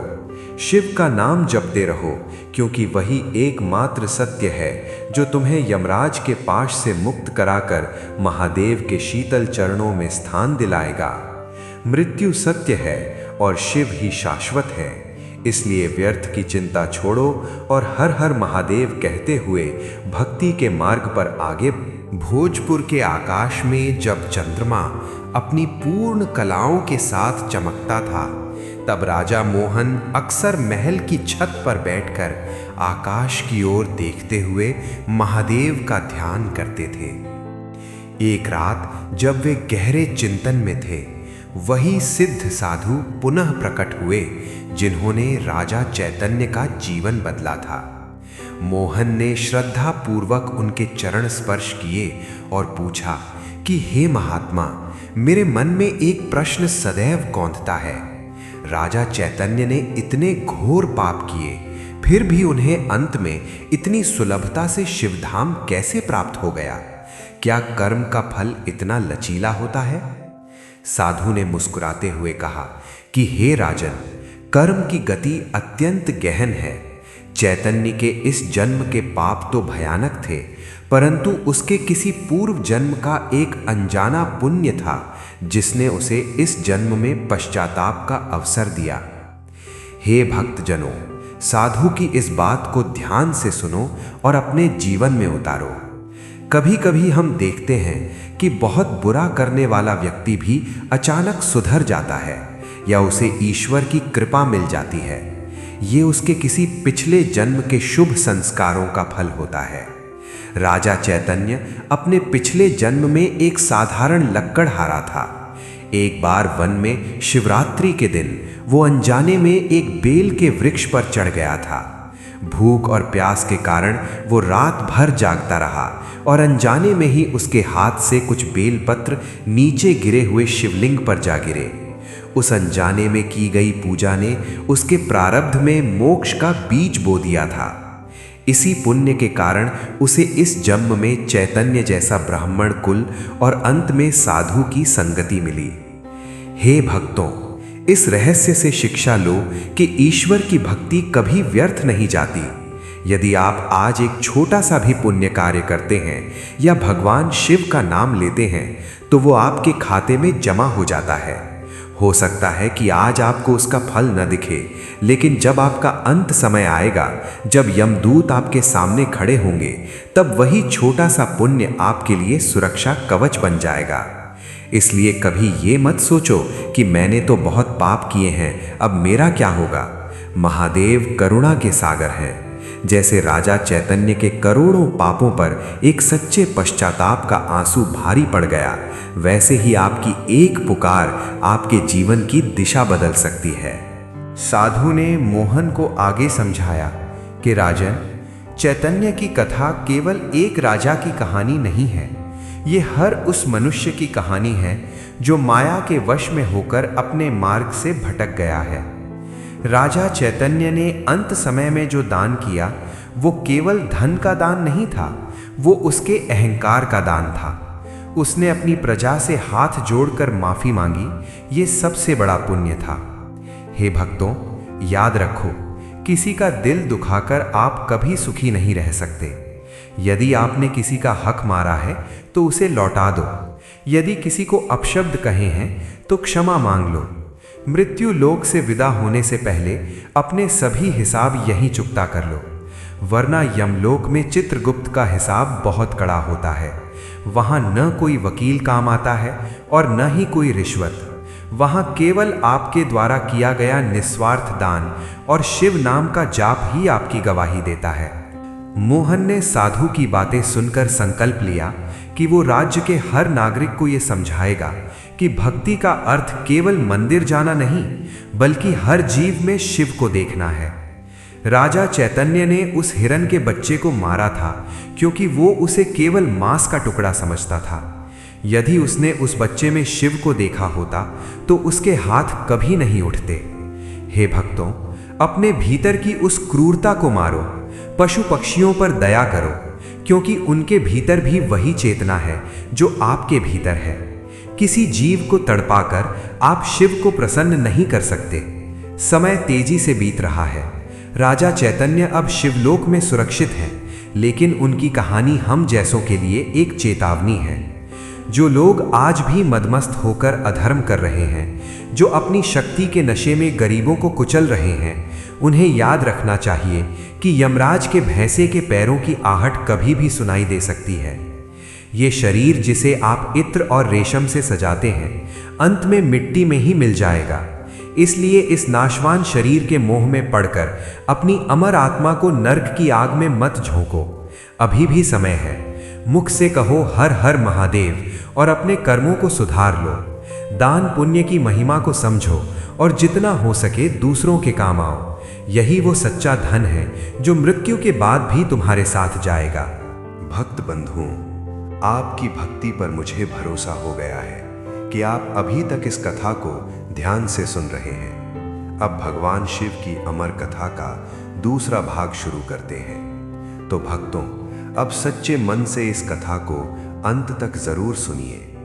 एक गांव में धनपाल नाम का एक बहुत बड़ा सेठ निवास करता था। धनपाल का नाम सुनते ही पूरे क्षेत्र के लोग सम्मान और भय के मिश्रित भाव से भर जाते थे, क्योंकि उसके पास धन धान्य की कोई कमी नहीं थी। गांव के सबसे ऊंचे और भव्य भवन का स्वामी वही था जिसके कंगुरे आकाश से बातें करते प्रतीत होते थे। सेठ धनपाल के पास अनाज के इतने विशाल गोदाम थे कि यदि अकाल भी पड़ जाए तो वह कई वर्षों तक पूरे गांव को खिला सकता था। उसके पास अनगिनत नौकर चाकर थे जो उसके एक इशारे पर खड़े रहते थे। उसके खेत खलिहान मीलों तक फैले हुए थे और उसकी पशुशाला में सैकड़ों गायें और भैंसें बंधी रहती थीं। लोग उसे कुबेर का अवतार मानते थे, परंतु वास्तविकता इसके बिल्कुल विपरीत थी। सेठ धनपाल के पास अपार संपत्ति तो थी, लेकिन उसके हृदय में दया और करुणा का लेश मात्र भी अंश नहीं था। उसका स्वभाव अत्यंत क्रूर, अहंकारी और कठोर था।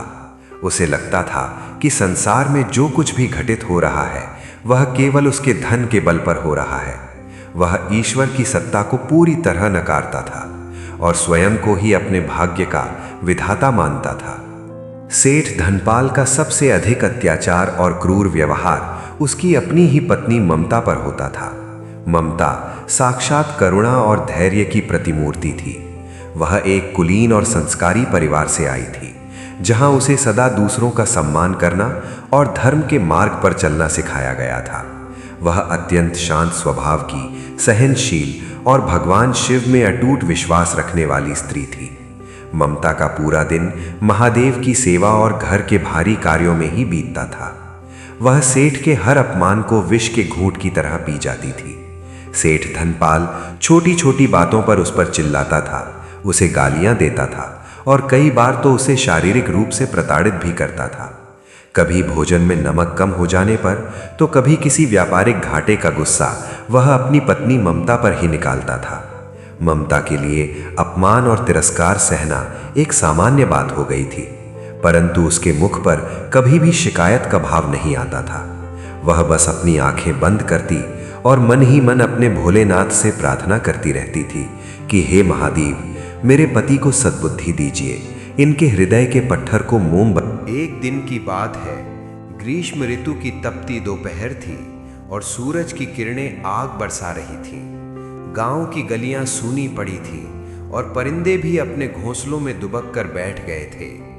सेठ धनपाल अपने घर के ठंडे और विशाल बरामदे में बैठा हुआ अपने स्वर्ण सिक्कों और बही खातों का हिसाब कर रहा था। तभी उसके मुख्य द्वार पर एक धीमी दस्तक हुई। एक साधु के वेश में स्वयं भगवान शिव परीक्षा लेने के उद्देश्य से धनपाल के द्वार पर पधारे थे। उनके कंधों पर जटाएं बिखरी हुई थीं, हाथ में एक पुराना कमंडल था और उनके मुखमंडल पर एक अपूर्व ईश्वरीय तेज था। उनके स्वर में ऐसी करुणा और गंभीरता थी जो कठोर से कठोर हृदय को भी भेद दे। साधु ने बड़े ही शांत स्वर में आवाज लगाई कि वत्स, बहुत भूख लगी है, यदि एक रोटी मिल जाए तो बड़ी कृपा होगी। साधु की आवाज सुनकर धनपाल ने अपनी बही खाता से सिर उठाया और उसे अचानक बड़ा क्रोध आया कि दोपहर के विश्राम के समय उसकी शांति में किसने खलल डाला है। उसने ऊपर से नीचे तक साधु को बड़ी ही घृणा और तिरस्कार भरी दृष्टि से देखा। धनपाल का अहंकार उस समय 7वें आसमान पर था। उसने चिल्लाकर कहा कि अरे ओ ढोंगी साधु, यहां से तुरंत चला जा। रोज रोज तुम जैसे हट्टे कट्टे लोग मांगने आ जाते हो। यहां कुछ नहीं मिलने वाला, कहीं और जाकर अपना भाग्य आजमाओ। साधु ने बड़ी ही सौम्यता से कहा कि बेटा, धन तो आता जाता रहता है, पर द्वार पर आए अतिथि को खाली हाथ नहीं लौटाना चाहिए, यही धर्म है। ये सुनकर धनपाल और भी आग बबूला हो गया। उसने अपनी कुर्सी से उठकर कहा कि मुझे धर्म का ज्ञान मत दे। मेरा धन मेरी कड़ी मेहनत का परिणाम है, किसी अदृश्य भगवान की खैरात नहीं है। चुपचाप यहां से निकल जा, वरना मैं अपने शिकारी कुत्तों को पीछे छोड़ दूंगा। साधु के मुख पर एक रहस्यमयी मुस्कान थी। तभी घर के भीतर रसोई में काम कर रही ममता ने यह सारा संवाद सुन लिया। उसका हृदय ये सोचकर कांप उठा कि साक्षात कोई महात्मा द्वार पर आए हैं और उसका पति उनका इतना बड़ा अपमान कर रहा है। वो तुरंत रसोई की ओर दौड़ी और ताज़ा बनी हुई 2 गर्म रोटियां एक साफ वस्त्र में लपेटकर बाहर की ओर। ममता द्वार पर आई और उसने देखा कि साधु जाने के लिए मुड़ चुके थे। उसने दौड़कर उन्हें रोका और कांपते हाथों से रोटियां बढ़ाते हुए कहा कि बाबा, आप रुकिए। मेरे पति अज्ञानता और अहंकार के वश में होकर ये सब कह रहे हैं। आप इसे स्वीकार कीजिए और मुझे कृतार्थ कीजिए। ये केवल अन्न नहीं है, इसे प्रभु का प्रसाद समझकर ग्रहण कीजिए। साधु ने रुककर ममता की आंखों में देखा। वहां कोई छल नहीं था, वहां केवल सच्ची श्रद्धा और अपार करुणा थी। साधु ने ममता के सिर पर आशीर्वाद का हाथ रखा और रोटियां ले ली। उन्होंने मन ही मन मुस्कुराते हुए ममता को वो आंतरिक शक्ति प्रदान की जिससे वो आने वाले भीषण संकटों का सामना कर सके। जैसे ही साधु वहां से ओझल हुए, धनपाल का क्रोध मानो सीमा लांघ गया। उसने ममता का हाथ बड़े जोर से जकड़ा और उसे घर के भीतर घसीटते हुए बोला कि तेरी इतनी हिम्मत कैसे हुई? तूने मेरी आज्ञा के बिना मेरी गाढ़ी कमाई का अन्न उस भिखारी को कैसे दे दिया? तूने आज मेरी इज्जत मिट्टी में मिला दी है और इसके लिए तुझे दंड अवश्य मिलेगा। भक्तों, भगवान शिव उस समय चाहते तो एक ही क्षण में धनपाल के उस अहंकार और उसके महल को भस्म कर सकते थे, परंतु उन्होंने ममता के धैर्य और उसकी पवित्र भक्ति का मान रखा। उन्होंने सोचा कि अभी इस पापी मनुष्य को सुधरने का एक अंतिम अवसर और दिया जाए। ममता उस दिन बहुत रोई। उसका शरीर पीड़ा से भरा था, पर उसने महादेव का नाम जपना नहीं छोड़ा।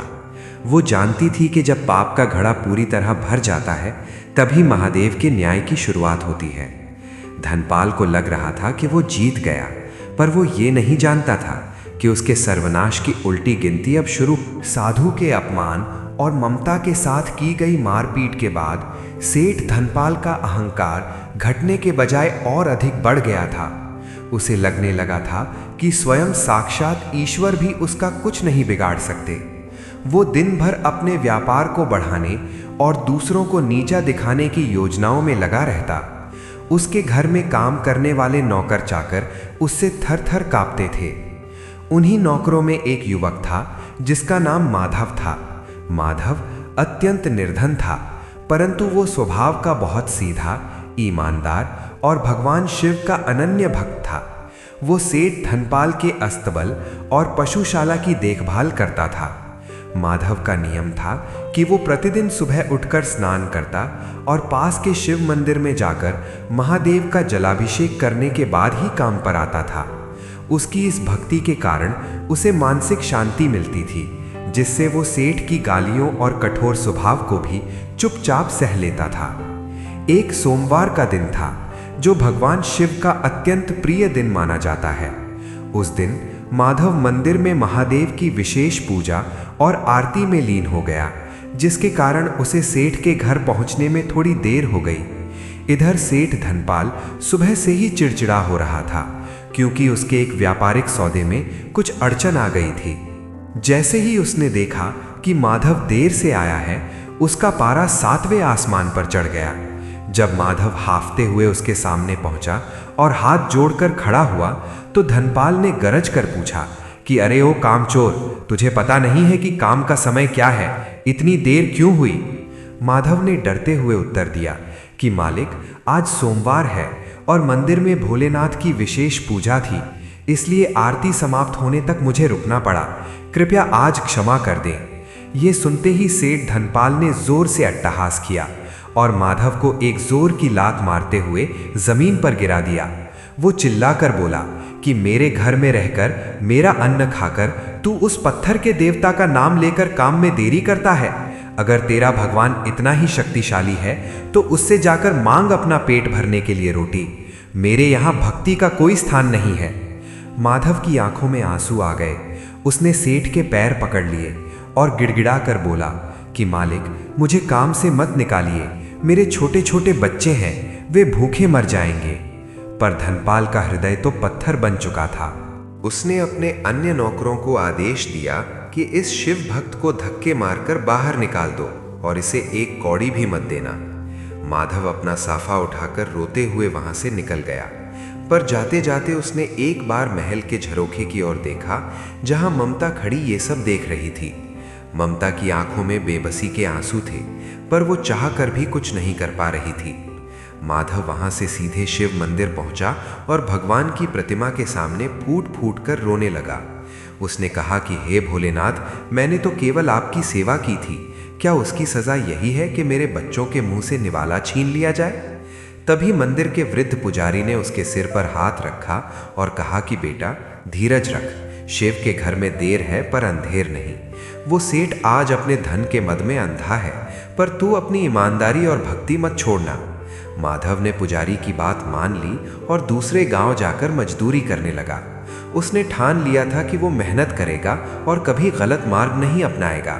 उसने एक छोटा सा व्यापार शुरू किया जिसमें वो दिन रात परिश्रम करता और शाम को शिव नाम का जाप करता। धीरे धीरे महादेव की कृपा उस पर ऐसी बरसी कि उसके व्यापार में दिन दूनी और रात चौगुनी तरक्की होने लगी। जो माधव कल तक सेठ धनपाल के पैरों में गिरकर क्षमा मांग रहा था, कुछ ही वर्षों में उसकी ईमानदारी और मेहनत ने उसे एक सम्मानित और धनी व्यापारी बना दिया। उधर सेठ धनपाल के घर में परिस्थितियां धीरे धीरे बदलने लगी थीं। जिस अहंकार के किले पर वो खड़ा था, उसकी नींव अब दरकने लगी थी। सेठ को लगने लगा था कि उसकी बुद्धि पहले जैसी काम नहीं कर रही है। उसके सबसे भरोसेमंद मुनीम ने उसे धोखा देकर व्यापार के बड़े हिस्से पर कब्जा कर लिया। उसके गोदामों में रहस्यमयी तरीके से आग लग गई, जिससे हजारों मन अनाज राख हो गया। जो धनपाल कल तक दूसरों को लात मारता था, अब वो अदालतों और कर्जों के बोझ तले दबने लगा था। उसके शरीर में भी कई बीमारियों ने घर कर लिया था, जिससे उसका स्वभाव और भी चिड़चिड़ा हो गया। वो रात भर बिस्तर पर करवटें बदलता रहता, उसे नींद नहीं आती थी। उसे रह रहकर उस साधु का चेहरा और माधव की वो रोती हुई आंखें याद आती थीं, पर उसका अहंकार अब भी उसे झुकने नहीं दे रहा था। ममता ने देखा कि घर की स्थिति बिगड़ रही है, तो उसने धनपाल को समझाने का प्रयास किया। उसने कहा कि स्वामी, अभी भी समय है, संभल जाइए। ये सब महादेव का संकेत है। आपने कितने ही निर्दोषों का दिल दुखाया है, उनका श्राप हमें लग रहा है। चलिए मंदिर चलकर क्षमा मांगते हैं और गरीबों को दान करते हैं। पर धनपाल ने उसे झिड़क दिया और कहा कि ये सब संयोग है, मेरी किस्मत खराब चल रही है, तेरे भगवान का इसमें कोई हाथ नहीं है। वो अब भी अपनी हार स्वीकार करने को तैयार नहीं था, जबकि उसके पतन की कहानी पूरे गांव में फैल चुकी थी। उसे इस बात का तनिक भी आभास नहीं था कि जिस नौकर को उसने धक्के मारकर निकाला था, आज वही उसकी बराबरी करने वाला था। समय का चक्र अत्यंत बलवान होता है और वो किसी के लिए नहीं रुकता। सेठ धनपाल, जो कभी अहंकार के मद में चूर होकर अपनी धरती को स्वर्ग समझता था, अब अपनी ही आंखों के सामने अपना साम्राज्य बिखरते हुए देख रहा था। उसके व्यापार में एक के बाद एक ऐसी हानियां हुई जिनका कोई तर्क नहीं था। जिन खेतों में कभी स्वर्ण जैसी फसलें लहलहाती थीं, वहां इस वर्ष सूखा पड़ गया और धरती फट गई। उसके पालतू पशु, जो कभी उसकी समृद्धि का प्रतीक थे, एक अज्ञात बीमारी की चपेट में आकर मरने लगे। धनपाल की रातों की नींद अब पूरी तरह उड़ चुकी थी। वो जितना अधिक धन बचाने का प्रयास करता, धन उतना ही उसके हाथ से रेत की तरह फिसलता चला जाता। जो दरबारी और मित्र कभी उसकी चापलूसी करते नहीं थकते थे, उन्होंने अब धनपाल से मुंह मोड़ लिया था। इधर माधव की कहानी बिल्कुल विपरीत दिशा में मुड़ चुकी थी।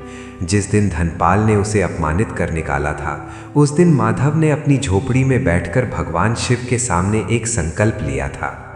उसने अपनी पत्नी से कहा था कि प्रिय, हमारे पास धन नहीं है, पर हमारे पास भगवान का नाम और मेहनत करने के लिए 2 हाथ हैं। माधव ने दूसरे गांव के बाजार में जाकर कुली का काम शुरू किया। वो भारी बोझ उठाता, पर उसके मुख पर सदैव ओम नमः शिवाय का जाप रहता था। उसकी ईमानदारी की चर्चा धीरे धीरे पूरे बाजार में फैल गई। एक बड़े व्यापारी ने माधव की सत्यनिष्ठा को देखते हुए उसे अपने व्यापार में साझीदार बना लिया। महादेव की ऐसी असीम कृपा हुई कि माधव का छोटा सा कारोबार देखते ही देखते एक विशाल व्यापारिक प्रतिष्ठान में बदल गया। जिस माधव को धनपाल ने एक रोटी के लिए तरसाया था, आज वही माधव सैकड़ों गरीबों को प्रतिदिन भोजन कराने लगा था। गांव में चर्चा होने लगी थी कि धनपाल की लक्ष्मी अब माधव के घर चली गई है। जब ये समाचार धनपाल के कानों तक पहुंचा, तो उसे अपनी कानों पर विश्वास नहीं हुआ। उसे लगा कि वो अदना सा नौकर भला कैसे इतना बड़ा आदमी बन सकता है। उसके मन में ईर्ष्या और क्रोध की अग्नि जलने लगी। एक दिन व्यापार के सिलसिले में धनपाल को उसी बाजार में जाना पड़ा जहां माधव का मुख्य कार्यालय था। धनपाल ने देखा कि माधव की दुकान के बाहर एक बहुत बड़ी भीड़ जमा थी। उसने कौतूहलवश पास जाकर देखा तो पाया कि माधव स्वयं अपने हाथों से निर्धनों को वस्त्र और अन्न बांट रहा था। माधव के चेहरे पर एक अपूर्व शांति और चमक थी जो भक्ति और संतोष से आती है। धनपाल को देखते ही माधव ने अपनी जगह से उठकर बड़े आदर के साथ उसे प्रणाम किया और कहा कि आइए सेठ जी, आपका यहाँ कैसे आना हुआ। धनपाल का गला सूख गया। वो जिसे कल तक अपनी लात की नोक पर रखता था, आज उसके वैभव के सामने खड़ा होने में उसे संकोच हो रहा था। धनपाल ने बिना कुछ बोले वहां से भागना ही उचित समझा। घर लौटकर उसने अपनी पत्नी ममता को सारा हाल सुनाया। उसने बड़े आश्चर्य से पूछा कि ममता, ये कैसे संभव है? जिस व्यक्ति के पास कुछ नहीं था, जिसे मैंने कौड़ी कौड़ी के लिए मोहताज कर दिया था, वो आज मुझसे भी बड़ा सेठ कैसे बन गया? क्या वास्तव में उस पत्थर की मूर्ति में कोई शक्ति है? ममता ने शांत भाव से धनपाल की ओर देखा। उसकी आंखों में आज तिरस्कार नहीं बल्कि एक गहरी करुणा थी। उसने अत्यंत विनम्रता से उत्तर दिया कि स्वामी, संसार केवल धन से नहीं चलता बल्कि कर्म और धर्म से चलता है। ममता ने आगे कहा कि आपने जिस दिन उस साधु का अपमान किया था, उसी दिन हमारे घर की सुख शांति विदा हो गई थी। आपने माधव को जिस भक्ति के लिए दंड दिया, उसी भक्ति ने उसे आज सिंहासन पर बिठाया है। महादेव केवल भाव देखते हैं। माधव ने अपनी गरीबी में भी ईश्वर का साथ नहीं छोड़ा और आपने अपनी अमीरी में ईश्वर को चुनौती दी। आज आपके पास जो कुछ भी घट रहा है वो किसी का किया हुआ जादू टोना नहीं है बल्कि आपके अपने कर्मों का फल है। धनपाल को ममता की बातें सुनकर पहले तो बहुत क्रोध आया, पर फिर उसे लगा कि उसकी पत्नी की बातों में सत्यता है। वो सारी रात अपने शयन कक्ष में टहलता रहा। उसे रह रहकर अपने द्वारा किए गए वे सभी अत्याचार याद आ रहे थे जो उसने ममता पर और अपने अधीन काम करने वाले लोगों पर किए थे। अगले दिन सुबह धनपाल को समाचार मिला कि उसका आखिरी बड़ा गोदाम भी सरकारी कर्ज के कारण कुर्क होने वाला है। अब उसके पास रहने के लिए केवल उसका पुराना मकान बचा था और वो भी गिरवी पड़ा था। उसके नौकर उसे छोड़कर जा चुके थे। जो महल कभी शोर शराबे से गूंजता था, वहां अब केवल सन्नाटा और मायूसी छाई थी। धनपाल का अहंकार अब धीरे धीरे टूटने लगा था। उसे महसूस होने लगा था कि इंसान कितना भी बड़ा क्यों न हो जाए, वो कुदरत के न्याय से बड़ा नहीं हो सकता। उसे अपनी पत्नी ममता के उस त्याग और सहनशीलता का आभास होने लगा जो उसने वर्षों तक बिना किसी स्वार्थ के निभाई थी। वो पहली बार अपनी पत्नी के कक्ष की ओर बढ़ा, पर उसके कदम डगमगा रहे थे क्योंकि उसे डर था कि क्या ममता उसे क्षमा कर पाएगी। धनपाल के भव्य महल की दीवारें अब उसे काटने को दौड़ रही थीं। जिस शानो शौकत के लिए उसने अपनी आत्मा को बेच दिया था, वो अब रेत के टीले की तरह ढह रही थी। उसके कक्ष में सजी हुई बेशकीमती वस्तुएं अब उसकी आंखों में चुभने लगी थीं। वो ममता के कक्ष के द्वार पर खड़ा था, लेकिन उसके भीतर प्रवेश करने का साहस नहीं जुटा पा रहा था। उसने देखा कि ममता भूमि पर बैठकर मिट्टी के एक शिवलिंग की पूजा कर रही थी। उसकी आंखों से आंसू गिर रहे थे, पर उसके मुख पर एक अलौकिक शांति थी। धनपाल ने मन ही मन सोचा कि जिस स्त्री को मैंने जीवन भर केवल दुख दिए, जो मेरी मार और गालियां सहती रही, वो आज भी मेरे लिए ही प्रार्थना कर रही है। वो धीरे से भीतर गया और ममता के सामने जाकर खड़ा हो गया। ममता ने जब अपने कठोर पति को इस हाल में देखा तो वो तुरंत उठ खड़ी हुई। धनपाल का चेहरा पीला पड़ चुका था और उसकी आंखों का वो पुराना अहंकार अब गायब था। धनपाल ने कांपती आवाज में कहा कि ममता, क्या सच में महादेव इतने दयालु हैं कि मुझ जैसे पापी को क्षमा कर सकें? मैंने जीवन भर केवल धन को ही ईश्वर माना और वास्तव में जिसे ईश्वर मानना चाहिए था उसे पत्थर समझकर उसका उपहास किया। मैंने माधव का घर उजाड़ा, मैंने उस साधु को अपमानित किया और सबसे बड़ा पाप तो मैंने तुम्हारे साथ किया। ममता ने अपने स्वामी के हाथ थाम लिए और कहा कि स्वामी, महादेव तो करुणा के सागर हैं। वे तो एक लोटा जल और सच्चे मन के पश्चाताप से ही मान जाते हैं। पाप करना मनुष्य का स्वभाव हो सकता है, परंतु उस पाप को स्वीकार कर लेना ही दिव्यता की ओर पहला कदम है। धनपाल फूट फूट कर रोने लगा। उसने कहा कि ममता, अब मेरे पास तुम्हें देने के लिए कुछ नहीं बचा है। मेरे सारे गोदाम खाली हो चुके हैं, खेत नीलाम हो गए हैं और कल शायद ये महल भी हमसे छीन लिया जाएगा। हम अब सड़क पर आ जाएंगे। मैंने तुम्हें महलों की रानी बनाने का वादा किया था, पर मैंने तुम्हें केवल आंसू दिए और अब मैं तुम्हें निर्धनता की आग में धकेल रहा हूँ। ममता ने मुस्कुराकर कहा कि स्वामी, आपने मुझे महलों की रानी बनाया या नहीं, ये महत्वपूर्ण नहीं है। महत्वपूर्ण ये है कि आज आपकी आत्मा जाग गई है। जिस धन के कारण आप मुझसे दूर थे, वो धन छिन गया तो क्या हुआ, आज मुझे मेरा पति मिल गया है। आप चिंता न करें, महादेव ने यदि हमें इस स्थिति में डाला है तो वे ही हमें उबारेंगे। उसी समय बाहर से घोड़ों के टापों की आवाज़ सुनाई दी। धनपाल को लगा कि शायद लेनदार उसे पकड़कर कारागार ले जाने आए हैं। वो भय से कांपने लगा। उसने झरोखे से नीचे झांका तो देखा कि एक आलीशान रथ द्वार पर खड़ा था। रथ से वही माधव उतरा जिसे धनपाल ने लात मारकर निकाला था। माधव के साथ उसके अंगरक्षक और कर्मचारी थे। धनपाल को लगा कि आज माधव अपना पुराना बदला लेने आया है। वो नीचे गया और सिर झुकाकर खड़ा हो गया। उसने सोचा कि माधव आज उसका उपहास उड़ाएगा और गांव वालों के सामने उसे अपमानित करेगा, पर जैसे ही माधव पास आया, उसने अपनी मर्यादा को नहीं छोड़ा। माधव ने झुककर धनपाल के चरण स्पर्श किए और कहा कि सेठ जी, आप मेरे पुराने मालिक हैं, आप इस तरह उदास क्यों खड़े हैं? धनपाल चकित रह गया। उसने भारी मन से कहा कि माधव, मैंने तुम्हारे साथ जो अन्याय किया, उसके बाद भी तुम मुझे सम्मान दे रहे हो। क्या तुम मुझे लज्जित करने आए हो? माधव ने हाथ जोड़कर कहा कि नहीं सेठ जी, मैं तो आपको ये बताने आया हूँ कि महादेव की माया निराली है। आपने मुझे निकाला तो मुझे संघर्ष का मार्ग मिला और मैं यहाँ तक पहुँचा। आज मैंने सुना कि आपका बुरा समय चल रहा है। मैं यहाँ आपका शत्रु बनकर नहीं, बल्कि आपका वही पुराना सेवक बनकर आया हूँ। मैंने आपके गिरवी पड़े हुए खेत और ये महल छुड़ा लिए हैं। ये सब अब आपके ही रहेंगे। मैं केवल इतना चाहता हूँ कि आप भी उस शिव की शरण में आ जाएं, जिसने मुझे धूल से उठाकर सिंहासन पर बिठाया। धनपाल की आंखों से गंगा जमुना बहने लगी। उसे विश्वास नहीं हो रहा था कि जिस व्यक्ति का उसने इतना बुरा किया, वही उसकी ढाल बनकर खड़ा है।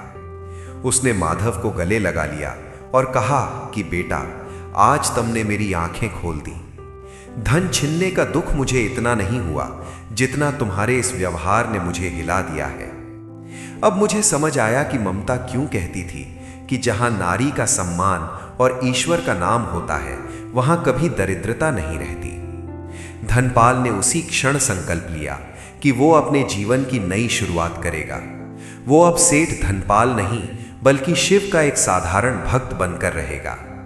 उसने ममता को बुलाया और माधव के सामने हाथ जोड़कर कहा कि माधव, आज से मैं भी तुम्हारे साथ सेवा के कार्यों में लगूंगा। माधव के उस उदार व्यवहार ने धनपाल के कठोर हृदय के अंतिम पत्थर को भी पिघला दिया था। उस रात धनपाल को नींद नहीं आई, परंतु ये बेचैनी पुरानी वाली नहीं थी। आज उसके मन में पश्चाताप की एक निर्मल धारा बह रही थी। उसने रात के अंधेरे में ही अपने आलीशान बिस्तर को त्याग दिया और कमरे के एक कोने में बैठकर अपनी पत्नी ममता की उस छोटी सी मूर्ति के सामने हाथ जोड़कर बैठ गया। वो सोचने लगा कि जिस सत्ता और अहंकार को उसने अपना जीवन मान लिया था, वो कितनी खोखली थी। सुबह होते ही धनपाल ने एक बड़ा निर्णय लिया। उसने अपनी रेशमी पोशाकें उतार दी और एक साधारण सूती वस्त्र धारण कर लिया। जब ममता ने उसे इस रूप में देखा तो उसकी आंखों में प्रसन्नता के आंसू आ गए। उसे लगा कि वर्षों की उसकी तपस्या और प्रार्थना आज सफल हो गई है। धनपाल ने ममता से कहा कि देवी, आज मुझे उस अपराध बोध से मुक्ति पानी है जो वर्षों से मेरे सीने में दबा है। मैं आज उस गांव की हर गली में जाऊंगा जहां मैंने कभी अपनी अमीरी का प्रदर्शन किया था और लोगों को प्रताड़ित किया था। ममता ने उसे संबल दिया और दोनों मिलकर गांव की गलियों में निकल पड़े। गांव वाले चकित थे। जो सेठ कल तक अपने घोड़े पर सवार होकर धूल उड़ाते हुए निकलता था और जिसकी नजरें कभी जमीन की ओर नहीं झुकती थीं, आज वो नंगे पांव चल रहा था। धनपाल सबसे पहले उस बूढ़े ब्राह्मण के घर पहुंचा जिसका उसने लगान न चुका पाने पर अपमान किया था। धनपाल ने सबके सामने उस वृद्ध के चरण छुए और हाथ जोड़कर क्षमा मांगी। ब्राह्मण के आंखों में पानी आ गया। उसने कभी सपने में भी नहीं सोचा था कि अहंकारी धनपाल कभी झुक सकता है। जैसे जैसे दिन ढलता गया, धनपाल गांव के उन सभी घरों में गया जहां उसने कभी दुख पहुंचाया था। किसी का उसने अनाज लौटाया तो किसी से पुराने कर्ज का बोझ हटा दिया। गांव में ये खबर आग की तरह फैल गई कि सेठ धनपाल अब बदल गया है। कुछ लोग इसे नाटक समझ रहे थे तो कुछ इसे महादेव का चमत्कार मान रहे थे। दोपहर के समय धनपाल वापस माधव के पास पहुंचा। माधव अपने कार्यालय में बैठा प्रभु का ध्यान कर रहा था। धनपाल ने उससे कहा कि बेटा माधव, तुमने जो संपत्ति मेरे लिए बचाई है, मैं उसका उपयोग अपने ऐशो आराम के लिए नहीं करूंगा। मैं चाहता हूं कि मेरे इन गोदामों को खोल दिया जाए और गांव का हर वो व्यक्ति जो भूखा है यहां से सम्मान पूर्वक भोजन प्राप्त करे। माधव ने प्रसन्न होकर कहा कि सेठ जी, यही तो महादेव की इच्छा है। धन तो केवल एक माध्यम है, यदि वो परोपकार में लगे तो ही वो सार्थक है। माधव और धनपाल ने मिलकर योजना बनाई कि गांव में एक विशाल भंडारा और सामूहिक प्रार्थना का आयोजन किया जाए। ममता ने इस कार्य में बढ़ चढ़कर हिस्सा लिया। उसने गांव की सभी महिलाओं को एकत्रित किया और उन्हें सिलाई, बुनाई और अन्य कार्यों की शिक्षा देना प्रारंभ किया ताकि वे आत्मनिर्भर बन सकें। वो अक्सर उन महिलाओं से कहती थी कि बहनों, घर में शांति तभी आती है जब पति और पत्नी एक दूसरे का सम्मान करें और ईश्वर को साक्षी मानकर गृहस्थी चलाएं। भक्तों, धनपाल का ये परिवर्तन कोई साधारण घटना नहीं थी। ये एक आत्मा का पुनर्जन्म था। अब धनपाल के घर में सुबह और शाम केवल शंख और घंटों की ध्वनि सुनाई देती थी। जो ममता कभी छुप छुप कर पूजा करती थी, आज उसका पूरा घर ही मंदिर बन चुका था। धनपाल अब स्वयं रसोई में जाकर भोजन तैयार करवाता और उसे अपनी देखरेख में गरीबों को बंटवाता। उसने उस साधु को भी खोजना शुरू किया जिसने उसे चेतावनी दी थी, पर वो साधु कहीं नहीं मिला। उसे समझ आ गया कि वो कोई साधारण भिक्षुक नहीं बल्कि स्वयं शिव थे जो उसे सही मार्ग। गांव का वातावरण अब पूरी तरह बदल गया था। लोग अब धनपाल से डरते नहीं थे बल्कि उसे सम्मान देने लगे थे।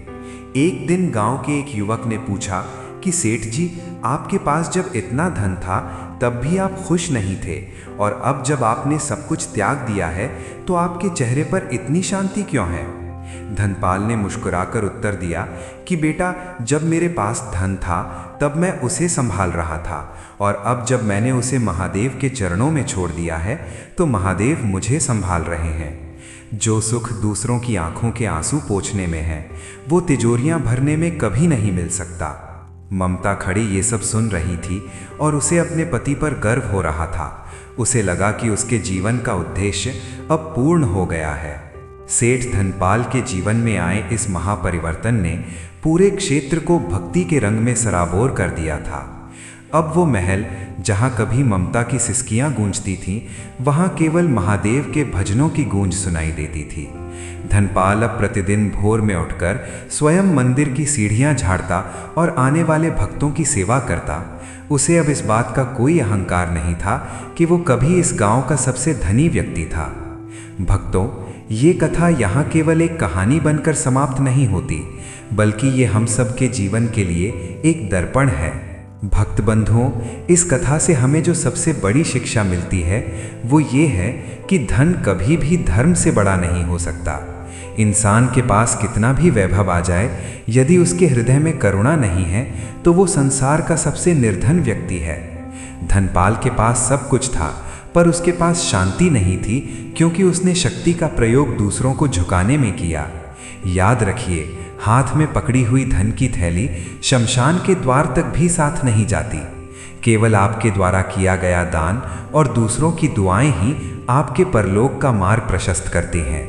दूसरी बड़ी शिक्षा इस कथा में नारी के सम्मान की है। शास्त्रों में कहा गया है कि जहां नारी का आदर होता है वहीं देवताओं का वास होता है। धनपाल तब तक दरिद्र रहा जब तक उसने ममता को प्रताड़ित किया। जिस दिन उसने अपनी पत्नी के त्याग को समझा और उसे सम्मान दिया, उसी दिन महादेव की कृपा उसके घर में पुनः लौट आई। अतः हर पुरुष को ये समझना चाहिए कि उसकी पत्नी केवल घर की दासी नहीं, बल्कि उसकी अर्धांगिनी और गृह लक्ष्मी है।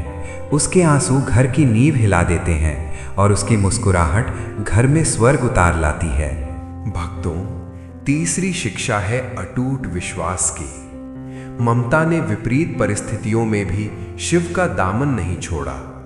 उसने ये नहीं कहा कि मैं इतनी पूजा करती हूं फिर भी मुझे दुख क्यों मिल रहा है। उसने धैर्य रखा। उसे पता था कि महादेव परीक्षा ले रहे हैं। उसी तरह जब आपके जीवन में कठिन समय आए तो घबराइए मत। वो समय आपकी भक्ति को परखने के लिए आता है।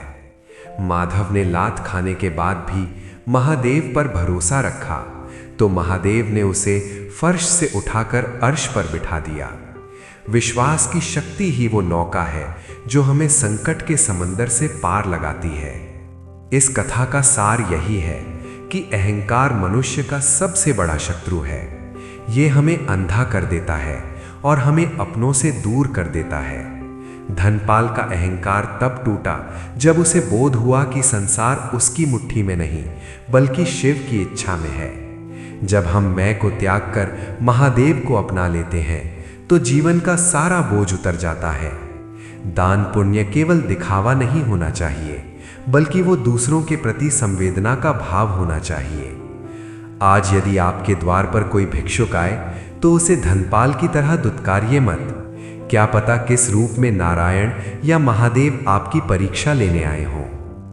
अंत में ये कथा हमें सिखाती है कि पश्चाताप कभी भी व्यर्थ नहीं जाता। यदि आपने जीवन में भूल की है, किसी का दिल दुखाया है, तो देर मत कीजिए। आज ही क्षमा मांगिए और सुधार का मार्ग चुनिए। महादेव करुणा के सागर हैं। वे एक सच्चे आंसू पर भी पिघल जाते हैं। धनपाल की तरह अपनी बुराइयों को त्यागिए और माधव की तरह अपनी ईमानदारी को अपनाइए। तभी आपके घर में भी सुख, शांति और महादेव का स्थायी वास होगा। भक्तों, आज की इस अमर कथा को सुनने से आपके मन को शांति जरूर मिली होगी।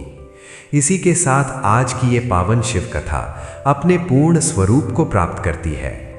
आज आपने केवल एक कथा नहीं सुनी, आपने अपने जीवन के कर्मों को महादेव के चरणों में। शास्त्र कहते हैं, जो भक्त श्रद्धा से शिव कथा को अंत तक सुनता है, उसके जीवन के बड़े से बड़े कष्ट भी धीरे धीरे शांत होने लगते हैं। जैसे सेठ धनपाल का उजड़ा हुआ संसार फिर से हरा भरा हो गया, वैसे ही महादेव आपके जीवन में भी खुशियों के फूल खिलाएंगे। भक्त बंधुओं, महादेव दिखावे की भक्ति नहीं देखते, वे केवल सच्चे मन का भाव देखते हैं। जो दूसरों के लिए भला सोचता है, जो जीवों पर दया करता है, जो माता पिता की सेवा करता है, वही सच्चा शिव भक्त कहलाता है। अपने हाथों से जितना हो सके पुण्य किया कीजिए। गाय को रोटी दीजिए, पक्षियों के लिए दाना और पानी रखिए, क्योंकि एक छोटा सा पुण्य अनगिनत जन्मों का सहारा बन जाता है। याद रखिए, सेठ धनपाल की तिजोरियां उसे नहीं बचा सकी, पर ममता की दी हुई वो 2 रोटियां और उसका विश्वास ही अंत में उनके काम आया। भक्त बंधुओं, यदि ये शिव कथा आपके हृदय को छू गई हो तो हमारे श्री ज्ञान YouTube चैनल को सब्सक्राइब अवश्य करें, ताकि ऐसी ही पावन कथाएं निरंतर आप तक पहुंचती रहें। हम भगवान की इन कथाओं के माध्यम से धर्म की ज्योति को हर घर तक पहुंचाने का प्रयास कर रहे हैं और आपका सहयोग इस मार्ग में हमारा संबल बनेगा। अब अंत में मेरी भगवान शिव शंकर महादेव से एक विनम्र प्रार्थना है। हे महादेव, जिस भक्त ने इस कथा को श्रद्धा और विश्वास के साथ अंत तक सुना है, उसके सभी दुख, कष्ट और भय आप स्वयं हर लीजिए। उसके जीवन में शांति, स्वास्थ्य और शिव कृपा बनाए रखिए। जिस प्रकार आपने राजा चैतन्य को यमलोक के भय से मुक्त कर शिवलोक में स्थान दिया और सेठ धनपाल को अधर्म के मार्ग से हटाकर भक्ति के पथ पर प्रशस्त किया, वैसी ही कृपा अपने हर भक्त पर बनाए रखें। हर हर महादेव। जय शिव शंकर। ओम नमः शिवाय।